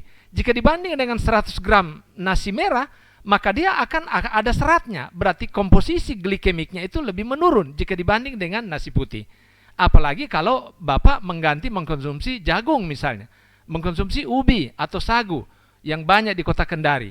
Sungguh sangat bagus. Ya, jadi gunakan pangan-pangan lokal, justru kita kembali ke pangan lokal daripada kita bertahan dengan beras. Cuman mohon maaf sekali, ada sejumlah budaya yang masih, mohon maaf sekali lagi, merasa gengsi kalau tidak makan nasi putih. Ini hal yang harus kita perbaiki. Ini adalah hal yang salah. Sudah saatnya untuk kita kembali kepada pangan-pangan moyang kita, yaitu tidak perlu mesti dengan nasi putih. Ya, kalau seingat saya sejak seminar beberapa 10 tahun yang lalu ya, Widya Karya Pangan dan Gizi itu sudah dikeluarkan itu bahwa 1 day, bahkan 2 day, bahkan 3 day no rice dalam 1 bulan. Nah, kalau perlu ini 1 week, jangan lagi 1 day, tapi 1 week no rice, bahkan seterusnya. Jadi artinya kita harus makan makanan yang tidak tinggi indeks glikemiknya. Jangan kita tergantung pada beras semata. Itu yang pertama. Ketiga, pertanyaan kedua, makan buah ya di awal. Memang ini pola lama kita dulu kenal dengan 4 sehat 5 sempurna. 4 sehat 5 sempurna kita dianjurkan untuk makan buah itu di akhir atau makanan penutup. Jadi memang ini keliru. Sebetulnya seperti yang Pak Dasmin katakan, bukan banyak penelitian, tapi bukan sebelum ada penelitian itu, ternyata dari Nabi kita, mohon maaf yang Islam, sudah menganjurkan bahwa makan buah itu dia di awal makan, bukan justru di akhir. Kenapa? Karena secara gizi, ya, pada saat kosong perut, pada saat kita lapar, perut kosong, jika kita langsung masukkan dengan buah-buahan, ya, dengan buah-buahan, fruktosa, ya, semua gula-gula buah, itu akan diserap lebih duluan dan lebih tepat, lebih efektif untuk memekarkan seluruh mukosa usus halus sepanjang dinding usus halus, sehingga dia lebih mudah menerima zat-zat gizi yang lainnya setelah menyusul, setelah kita makan buah. Nah, tapi sebaliknya kalau kita makan di akhir, dia justru bisa bersifat apa ya? Maksudnya bersifat beban terhadap tubuh, ya, karena sudah dahulu lebih duluan nasi, lebih duluan ayam, dan dia bisa bersifat, kalau kurang salah, dia tidak juga bersifat toksik ya secara langsung, tetapi yang saya tahu sekali adalah akan lebih memberatkan itu metabolisme atau beban proses pencernaan. Iya, itu pertanyaan kedua. Selanjutnya pertanyaan ketiga, lauk pauk, ya, memenuhi gizi tanpa harus mahal. Saya tertarik sekali ya, betul sekali dengan pemateri ketiga tadi, dia menyajikan ada salah satu foto ikan teri. Ya, jadi Bapak Ibu, penggunaan lauk dalam musim sekarang ini kita serba terbatas, artinya keterbatasan pendapatan, penghasilan. Ya, kita memang perlu menggunakan lauk-lauk yang tidak perlu dibeli mahal. Ya, contoh sederhana, tadi ada ikan teri. Ikan teri itu barangkali khususnya yang kering, justru barangkali saya katakan bahwa dia tidak sangat tidak mahal sekali jika dibanding yang segar. Padahal nilai gizinya, Kalau tadi dikatakan sama, kalau saya bisa katakan dalam 100 gram bahan justru sama untuk protein dan sejumlah asam amino yang lain. Ya, malah lebih tinggi itu. Kenapa? Karena ikan teri dia sudah mengurang airnya, sudah kering dibanding dengan pangan-pangan yang segar atau ikan-ikan segar. Memang rasanya, kelihatannya, penampilannya lebih enak yang segar, harganya lebih mahal yang segar. Tetapi nilai gizinya lebih tinggi yang kering. Jadi bukan ikan teri saja, tetapi ikan-ikan asin, kemudian ada lauk-lauk hewan yang lain yang tanpa harus diberi mahal. Ya, contoh kalau warga Kota Kendari, saya kira cukup murah, ada pokea, ada kalandue, ada yang kerang-kerang lah, istilahnya yang tidak terlalu susah kita dapat. Ya, dibanding dengan harus membeli ikan-ikan yang mahal. Saya kira itu dari saya, selebihnya nanti ditambah oleh rekan pemateri yang lain. Terima kasih Pak Akbar atas wabarakatuh. pencerahannya. Mohon tambahan dari Bapak dari Ibu berdua, tetapi tolong disingkat saja, to the point saja ya, dari pertanyaan Pak Dasmin, supaya kita beri kesempatan kepada Bapak Ibu yang lain. Silakan Bu pemateri kedua. Baik, terima kasih Pak Dasmin atas pertanyaannya. Kenapa kita lebih menganjurkan ke pangan lokal? Nah, salah satunya adalah kita mendukung juga atas suatu penghargaan terhadap hasil-hasil petani ya. Daripada makanan-makanan dari luar itu terbilang mahal. Jadi pangan lokal lebih dianjurkan. Apapun yang ada di sekitar kita, sehingga petani lebih giat lagi untuk menanam tanamannya, dan ini juga untuk menyokong dari kehidupan perekonomian bersama. Nah, kemudian yang perlu saya tambahkan juga adalah apakah nasi, sayur, dan lauknya itu adalah sudah cukup? Ya, kalau mengikuti dari konsumsi orang dewasa, memang menganjurkan dari 1/3 dari setengah piring itu adalah buah-buahan. Namun jika kita melihat dari konsumsi asupan anak-anak, balita, itu sayuran dan buah itu tergolong sama. Jadi jika tidak bisa mengasup dari buah, saya pikir sayuran lebih bisa diterima untuk semua anggota keluarga. Yang dewasa tetap mempertimbangkan bahwa si ibu tetap mempertimbangkan bagaimana cara pengolahan dari sayuran ini agar gizi tetap terjaga. Artinya kalau kita memasak sayuran bayam, ditinggal sambil menonton, nah dibiarkan sampai dengan melepuh dan berwarna coklat, artinya sudah nggak manfaat lagi gizinya. Jadi perlu dipertimbangkan di situ. Berapapun ekonomi yang kita punya atau masyarakat punya, harus bisa diaplikasikan dengan asupan gizi yang tepat bagi seluruh anggota keluarga. Nah, kemudian jika saat ini kita dikondisikan dalam kondisi COVID, stay at home, tidak bisa kemana-mana, lauk pauk yang bagaimana yang yang bisa diakses adalah sekarang ini kan tukang sayur ya sudah diperbolehkan. Jadi kita bisa mendapatkan apapun yang ada di tukang sayur tersebut. Seperti tadi yang saya contohkan, simulasi atau contoh dari menu-menu yang seharga 20.000 ya. Itu jadinya hanya sayur ya kan, lauk, dan itu pun tidak ada buah-buahan. Tapi bagaimana bisa menghidupi 3 anggota keluarga? Nah, itu sudah cukup dan harga 20.000. Nah, jika Pak Dasmin tadi mengikuti slide saya atau materi saya pikir sudah ada solusi di situ. Dan itu pun tidak menjadi kendala jika buah-buahan tidak ada. Kalaupun ada uang, sisihkan buat membeli seperti jeruk, pepaya, ya yang pisang. Nah, itu lebih murah. Itu bisa diasup. Pisang burung itu pun murah ya, 2.000, 3.000 sudah dapat banyak gitu, bisa dikonsumsi oleh anggota keluarga lain. Kemudian dari mana asupan cairan itu? Bisa dari air mineral yang bersih ya. Yang bersih itu harus bisa jadi pertimbangan bersama. Kita tetap pertimbangkan dari PHBS itu sendiri. Mungkin itu masukan dari saya. Saya lanjutkan kepada. Ya, silakan langsung pemateri ketiga ditambahkan. Baik, terima kasih Pak. Saya mencoba menanggapi yang tadi terkait dengan pangan lokal ya. Saya rasa tadi juga kita sudah menyampaikan ya, termasuk contoh-contoh yang saya juga pribadi menyampaikan tadi seperti ikan teri. Betul kata Pak Akbar ya, ikan teri itu kandungan, siapa bilang bahwa kandungan gizinya rendah ya. Fosfor, dia mengandung fosfor yang cukup tinggi, di mana fosfor itu dibutuhkan untuk ginjal, aktivitas ginjal menyaring sampah-sampah ya supaya dibuang. Kemudian juga untuk pembentukan DNA RNA. Kalau kita tahu DNA RNA itu dibutuhkan untuk Jadi kalau janin atau bayi, cikal bakal bayi di dalam kandungan ibu, seorang ibu yang ada gangguan pada pembentukan DNA RNA-nya, maka bisa melahirkan bayi yang cacat. Nah, salah satu fungsi dari fosfor yang banyak terkandung di dalam ikan teri itu ya untuk pembentukan DNA RNA, juga untuk pembentukan sel saraf dan otot. Jadi itu ikan teri, Pak. Ya. Jadi tadi untuk 50 gram ikan segar bisa diganti dengan 35 gram ikan teri. Jadi sama saja. Kemudian atau yang seperti tadi juga Pak Akbar bilang, ada kalandue, ada apa itu kerang-kerangan yang banyak di Kota Kendari, itu kaya sekali akan tiram ya, kaya sekali akan zinc yang mana itu sangat dibutuhkan untuk imunitas. Lalu kemudian kita juga punya sikato, Pak. Ini yang ya di mana-mana ya Pak Wali Kota ya ada banyak ini mempromosikan gambarnya tentang sikato. Bahkan kemarin kami ya saya dengan beberapa teman itu sudah mencoba mengembangkan penelitian kami tahun lalu ya, itu mikato. Kami buat mie dari tepung kabuto. Alhamdulillah seluruh Kota Kendari kami kecamatan Kota Kendari itu sudah kami ujikan. Ya, kami sih bercita-cita untuk membawanya pada seminar internasional di Jepang yang mudah-mudahan bisa terwujud. Kemudian 2 tahun lalu kami meneliti tentang jakusa, juga seluruh Kota Kendari ya, jagung kuning sagu sebagai pengganti beras. Alhamdulillah sudah kami paparkan di Kongres Internasional di Bali tahun lalu. Nah, itu semua pangan-pangan lokal yang tidak kalah sebenarnya, Pak. Hanya masalahnya yang kita dapatkan ya masih banyak orang yang memang masih tergantung dengan beras. Nah, terkait dengan tadi juga Bapak bilang bolehkah beras merah?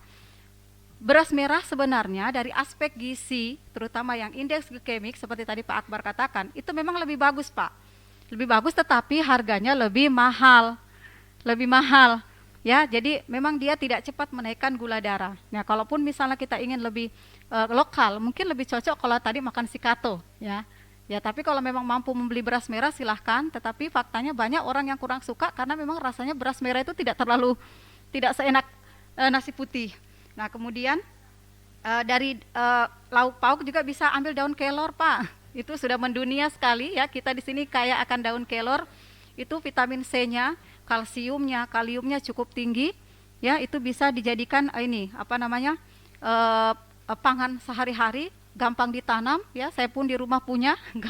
kalau malas beli sayur di pasar, tidak ingin ke pasar, tinggal petik saja ya, cukup tinggi sekali. Kemudian tadi betul ya mengenai makan buah ya, bukan cuci mulut. Memang berdasarkan hasil riset bahwa buah itu dianjurkan dimakan di awal ya, nanti setelah 30 menit baru kemudian makan utama. Kenapa? Karena glukosa yang ada di dalam ketika kita makan makanan besar dulu lalu kita mengkonsumsi buah, maka itu akan menghambat penyerapannya ya, sehingga lebih baik memang dianjurkan untuk mengkonsumsi buah terlebih dahulu, kemudian 30 menit, kemudian 20-30 menit baru kemudian kita lanjutkan makan utama, sehingga kita memberikan kesempatan untuk buah itu dicerna dulu. Itu yang dianjurkan.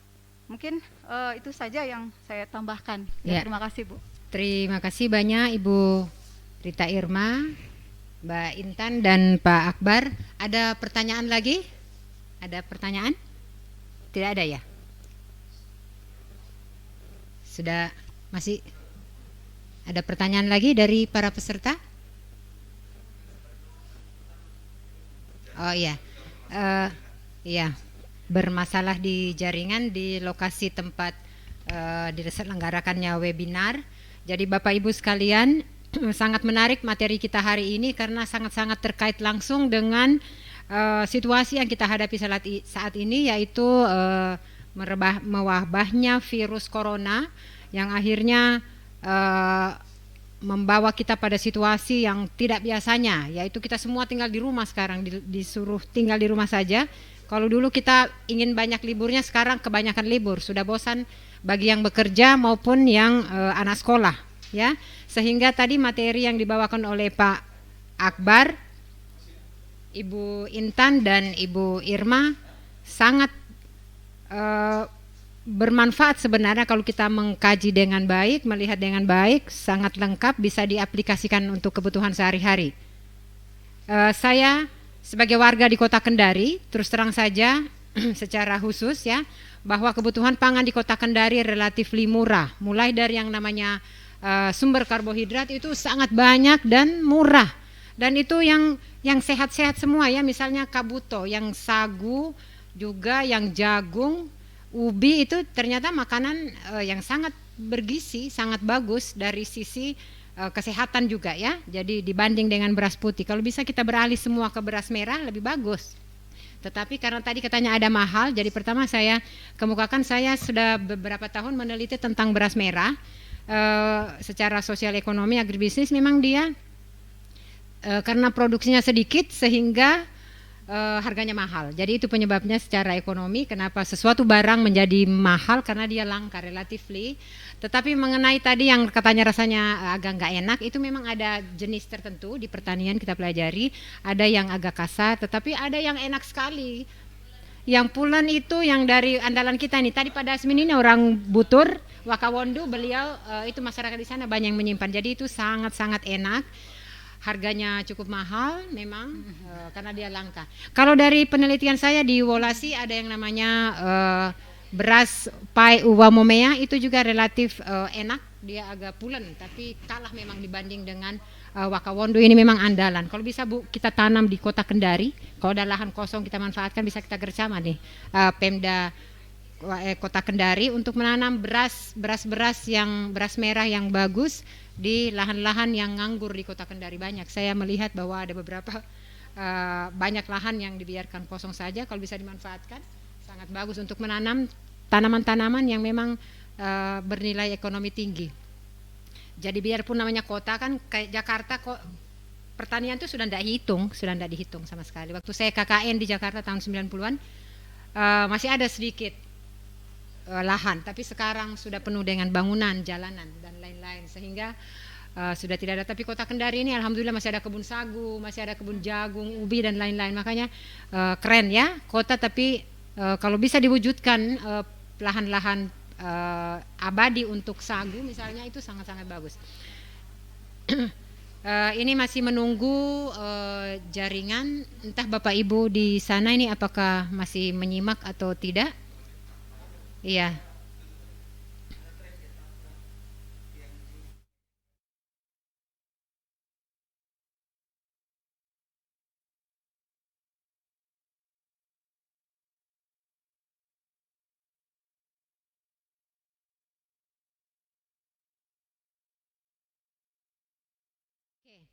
Alhamdulillah, jadi Bapak Ibu peserta yang lagi online di Zoom meeting, saya minta maaf mewakili panitia semua. Tadi ada gangguan jaringan di lokasi webinar di Rujak, Wali Kota Kendari, Sulawesi Tenggara. Kami minta maaf, ada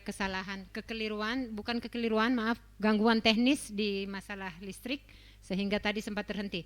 Bapak Ibu, kami masih memberi kesempatan 10 menit sampai 10 menit ke depan. Kalau ada pertanyaan atau komentar yang ingin disampaikan, silakan. Tadi pertanyaan pada Asmin saya kira cukup luas sehingga memberi banyak jawaban mungkin juga buat teman-teman yang lain. Silakan, masih ada?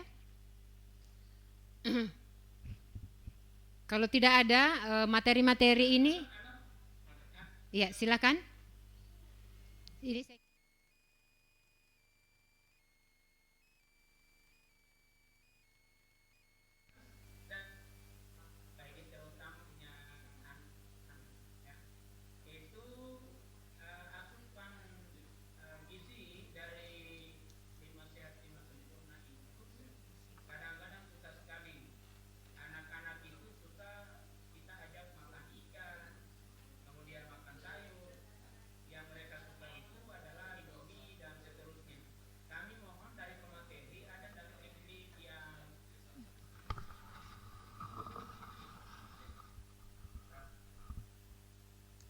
iya, pada Asmin agak putus-putus, mungkin saya sudah.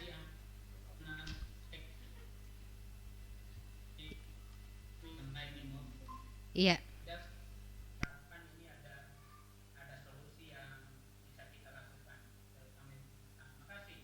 Ya, terima kasih Pak Dasmin. Walaupun putus-putus, tapi kita sudah bisa tangkap. Saya kira ini pertanyaan dari Pak Dasmin, tapi saya kira mewakili semua karena kayaknya di rumah tangga lain masalah anak-anak yang terlalu gila dengan Indomie itu, sorry saya tidak menyebut merek, mie instan. Maaf, saya tidak menyebut merek karena kebiasaan ya, biar mie biasa kita sebut juga itu tadi. Jadi produk-produk pangan yang instan itu menjadi masalah besar juga bagi keluarga lain. Saya kira untuk ini saya minta saja Pak Akbar untuk menjawab. Silakan.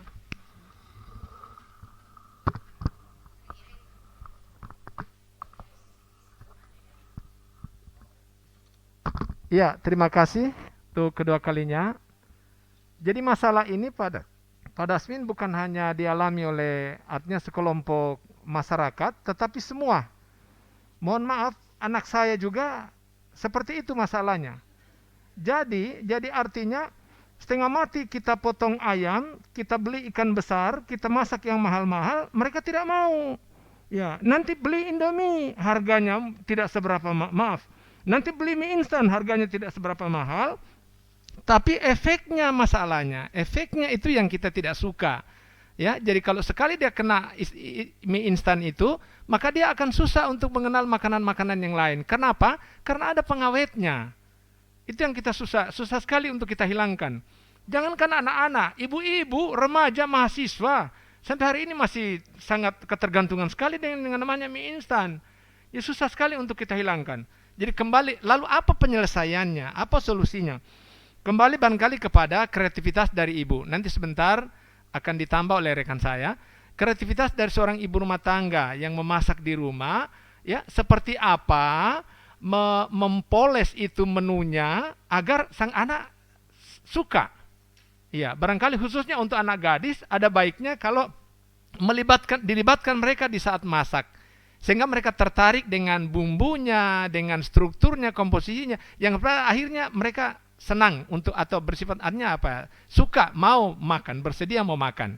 Tapi kalau artinya tersaji tanpa harus melibatkan mereka dan muncul tiba-tiba, langsung pilihan yang tersaji adalah dijadikan pilihan kedua bahkan ketiga. Justru yang pertama adalah ambil uang receh dan pergi beli makanan yang ada di warung atau mie instan. Sebut saja seperti itu.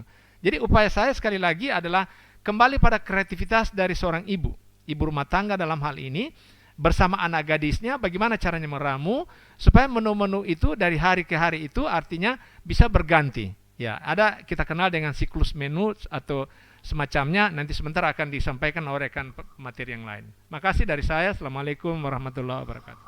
Ya, silakan. Ya. Sedikit dari Ya, saya. silakan Bu. Ya. Saya singkat saja. Kalau di PKK saya yakin ibu-ibu mulai dari tingkat kota, kecamatan, kelurahan dan dasawisma ada program namanya B2SA, beragam bergizi seimbang dan aman. Jadi tidak hanya kemudian dia beragam dan bergizi, tetapi juga dia aman dari segi pewarna, kemudian penambah perasa, dan kemudian dari segi penyedap rasa atau pestisida. Nah, di PKK ini kami ada setiap tahunnya ada di bulan 3 biasanya kami mengadakan lomba dengan cipta menu. Jadi cipta menu di dalamnya ada bagaimana kemudian bahan misalkan dari protein atau karbohidrat kemudian diolah, kemudian dia berubah, tidak hanya rasanya menjadi enak tapi dia berubah bentuk. Jadi anak-anak yang tidak suka makan sayur atau kemudian makan ikan, kemudian kita olah, dia berubah bentuk, tidak menjadi tampilannya tidak hanya dalam bentuk sayur ataupun ikan, tapi bisa dalam bentuk nugget, bentuk sate, itu kemudian atau dalam bentuk kudapan, dalam bentuk kue dan seterusnya. Olahan-olahan ini bisa include di dalamnya sehingga kemudian menarik anak-anak untuk mencicipinya. Anak-anak jadi berselera untuk makan. Jadi bentuknya berubah, tampilan cara penyajiannya juga berubah sehingga menarik minat anak-anak kita untuk mengkonsumsinya sehingga kecukupan gizi bisa terpenuhi. Itu saya dari saya. Ya, sedikit ya. Silakan Bu. Baik Pak Dasmin, ini kayaknya permasalahan ya, sangat penting sekali untuk jadi solusi bersama. Kenapa? Karena kita punya pola pengasuhan terhadap anak memang terbilang mungkin salahnya di mana? Ketika masih anak kecil harusnya dibiasakan untuk makan bersama dengan orang tua dan sebagainya ya. Jadi ketika orang tua mencontohkan makanan yang buruk seperti selalu tersedia mie instan, kemudian biskuit dan juga cemilan asin-asin lainnya, otomatis si anak akan mengikuti itu dan akan terbiasa sampai dewasa. Dan ini aplikasinya bagaimana? Nah, jelas peran orang tua yang utama adalah penting, di mana mengubah makanan yang tersedia dalam rumah tangga itu dijauhkan dari makanan olahan. Dan ini salah satunya, karena itu triknya. Triknya adalah jangan pernah sediakan makanan olahan sebagai makanan selingan di dalam rumah, karena makanan ini akan menggantikan makanan utama. Kemudian yang kedua, jika memang sudah terjadi si anak ini susah makan, biasanya kan terjadi ketika anak usia prasekolah 2-5 tahun, 1-5 tahun. Tapi ketika tidak berhasil di usia 5 tahun, ini akan berlangsung sampai dengan dewasa, dan ini yang berbahaya. Oleh karena itu, ada trik yang kedua ini yang lebih tegas lagi adalah ketika anak kita sudah tahu anak kita tidak mau makan dan pilih-pilih makanan, kita sebagai ibu terutama harus jelas-jelas mendampingi si anak, memaksa si anak untuk makan makanan yang tepat. Biar itu anak menangis tergolong kejam seperti kejam gitu, tapi ini adalah salah satu solusi untuk gizi itu bisa terasup dengan baik dalam si anak. Jadi tidak ada lagi bungkus mie instan, bungkus biskuit, es krim dan sebagainya yang bisa membuat minat makan si anak kepada makanan selingan itu lebih besar ketimbang makanan rumahan. Yang terjadi apa? Jika makanan itu sudah tidak ada, yang tadinya anak tidak mau tidak mau, anak itu akan mencicip makanan lokal yang telah diolah oleh si ibu. Nah, itu triknya Pak Dasmin, dan itu berhasil saya terapkan kepada anak saya, dan ini tidak main-main. Saya sudah terapkan pada anak saya karena mempunyai riwayat yang pola asuh tidak diasuh sendiri oleh saya, oleh orang lain, sehingga kesulitan makan sampai dewasa. Dan sekarang alhamdulillah anak saya sudah paham makanan yang bergizi seperti apa, dan pada masa COVID ini lebih jelas lagi, lebih kelihatan bahwa anak-anak sudah mulai makan kembali ke makanan lokal tanpa makanan olahan seperti biskuit, es krim, dan juga seperti mie instan yang gurih-gurih. Oke, mungkin itu saya pikir jadi solusi yang bisa sampaikan Pak Dasmin. Ya. Baik, saya cuman ini sedikit komentari bahwa sedikit kalau kita melihat data Pak, bahwa Sulawesi Tenggara ternyata data Riskesdas, Riset Kesehatan Dasar Nasional, sejak tahun 2013 sampai dengan yang terakhir 2018, Sulawesi Tenggara adalah provinsi tertinggi dengan konsumsi mie instan. Jadi 2 kali Riskesdas, Sulawesi Tenggara itu menempati posisi pertama penyuka mie instan. Itu akhirnya kita tidak bisa pungkiri, dan itu riset kesehatan nasional. Bisa kita lihat datanya, sudah diupload dua periode berturut-turut Sultra tertinggi di Indonesia. Jadi memang karena sudah menjadi ini kebiasaan. Nah, kemudian saya hanya menambahkan sedikit, tadi sudah ditambahkan oleh Ibu Ketua Tim Penggerak PKK, kemudian Ibu Intan, Pak Akbar, dan yang harus juga kita pahami Pak, kalau memang misalnya masih punya anak bayi atau menjelang dia mengkonsumsi MPASI, makanan pendamping ASI, jadi sudah pada usia 6 bulan sampai 12 bulan itu rasa atau pengecapannya itu sedang tajam-tajamnya. Jadi sebenarnya dari situ sudah mulai harus diperkenalkan berbagai aneka macam rasa, sehingga anak-anak itu ketika dia sudah berusia balita 1 tahun ke atas, dia sudah terbiasa merasakan aneka ragam rasa.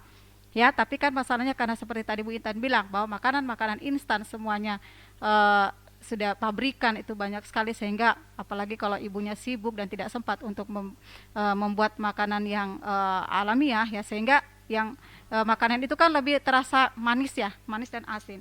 Jadi itu kalau sudah terlanjur seperti tadi dibilang, coba diperkenalkan berbagai ragam rasa, kemudian dibuat berbagai macam bentuk, kemudian biasanya juga salah satu tips yang perlu saya tambahkan adalah sebenarnya dianjurkan untuk mengajak anak bersama-sama ketika misalnya ibunya lagi mengerjakan sayur atau buah, itu bisa anak sesekali diajak ke dapur supaya ibu bisa supaya anak bisa istilahnya berpartisipasi, bahkan sampai dianjurkan juga kalau perlu diajak di tempat belanja sehingga anak-anak bisa ikut memilih.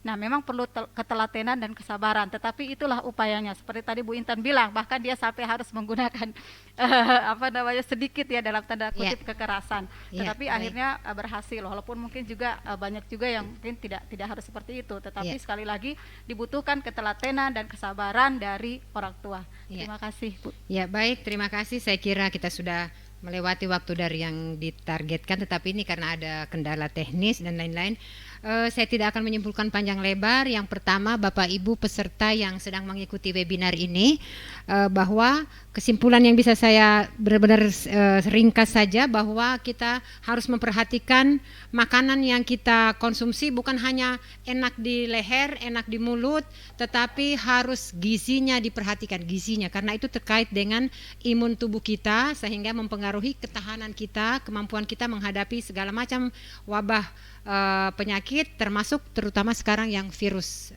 corona ini, sehingga kita harus memilih. Kemudian kedua, kembalilah memasak di rumah dengan melibatkan anggota keluarga, jangan menyiapkan makanan yang olahan karena di sana banyak bahan tambahan pangan yang mungkin berbahaya buat kesehatan, dan bukan mungkin, memang itu sudah kenyataannya. Kemudian yang ketiga, gunakan pangan lokal akan lebih bagus ya.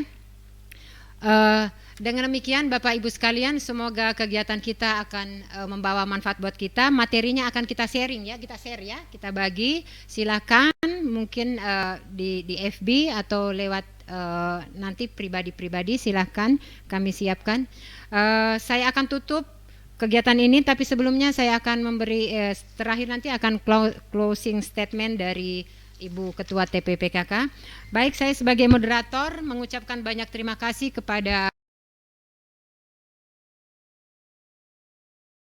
Bapak Ibu pemateri, Ibu Ketua TPPKK Kota Kendari yang telah menyiapkan tempat, menyiapkan waktu dan bekerja sama dengan kami DPD Pergisi Pangan Sulawesi Tenggara, Bapak Ibu peserta yang masih online di Zoom, dan Bapak Ibu yang membantu terlaksananya kegiatan ini yang standby di Rujab Wali Kota Kendari. Terima kasih semuanya, semoga membawa berkah bagi kita semua.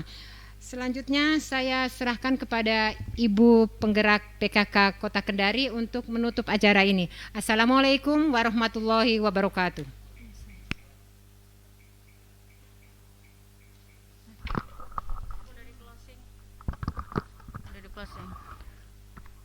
Baik, alhamdulillah akhirnya tiba kita di penghujung acara setelah mendengarkan paparan dari seluruh pemateri, mulai dari pemerhati 1 tentang imunitas, kemudian olahan pangan, dan kemudian gizi.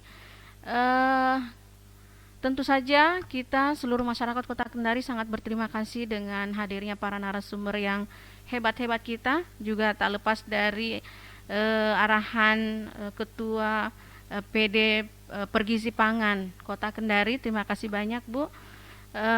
Kita sudah mendengarkan seluruh paparan, dan tentu saja kita berharap setelah mendengarkan paparan ini, sebagaimana tujuan dari acara kita pengetahuannya menjadi bertambah dan kemudian kita bisa mengaplikasikannya, dan tentu saja harapannya seluruh masyarakat Kota Kendari selalu dalam kondisi sehat, selalu dalam kondisi prima, pemenuhan gizi dalam rumah tangga terpenuhi, dan sebisa mungkin kita menghindari hal-hal yang sudah dijelaskan tadi, yakni makanan yang tidak kualitas gizinya kurang atau bahkan kurang sehat. Ya, seperti itu. Demikian pertemuan kita di kesempatan kali ini. Salam untuk seluruh masyarakat Kota Kendari, semoga selalu sehat. Tetap pakai masker ya, dimanapun berada. Tolong buat ibu-ibu yang ke pasar, kalau perlu ibu-ibu menggunakan handscoon. Kemudian jaga jarak, physical distancing, PHBS, pola hidup bersih dan sehat. Kemudian sebisa mungkin berada di rumah, stay at home, masak makanan sendiri, ya. Kemudian tidak mudik atau tidak pulang kampung. Terima kasih. Nun wa kalamu mas turun. Assalamualaikum warahmatullahi wabarakatuh. Waalaikumsalam warahmatullahi wabarakatuh. Untuk terakhir sekali, mari kita foto bersama untuk mengabadikan ini kegiatan ini. Bapak Ibu peserta Zoom, silakan.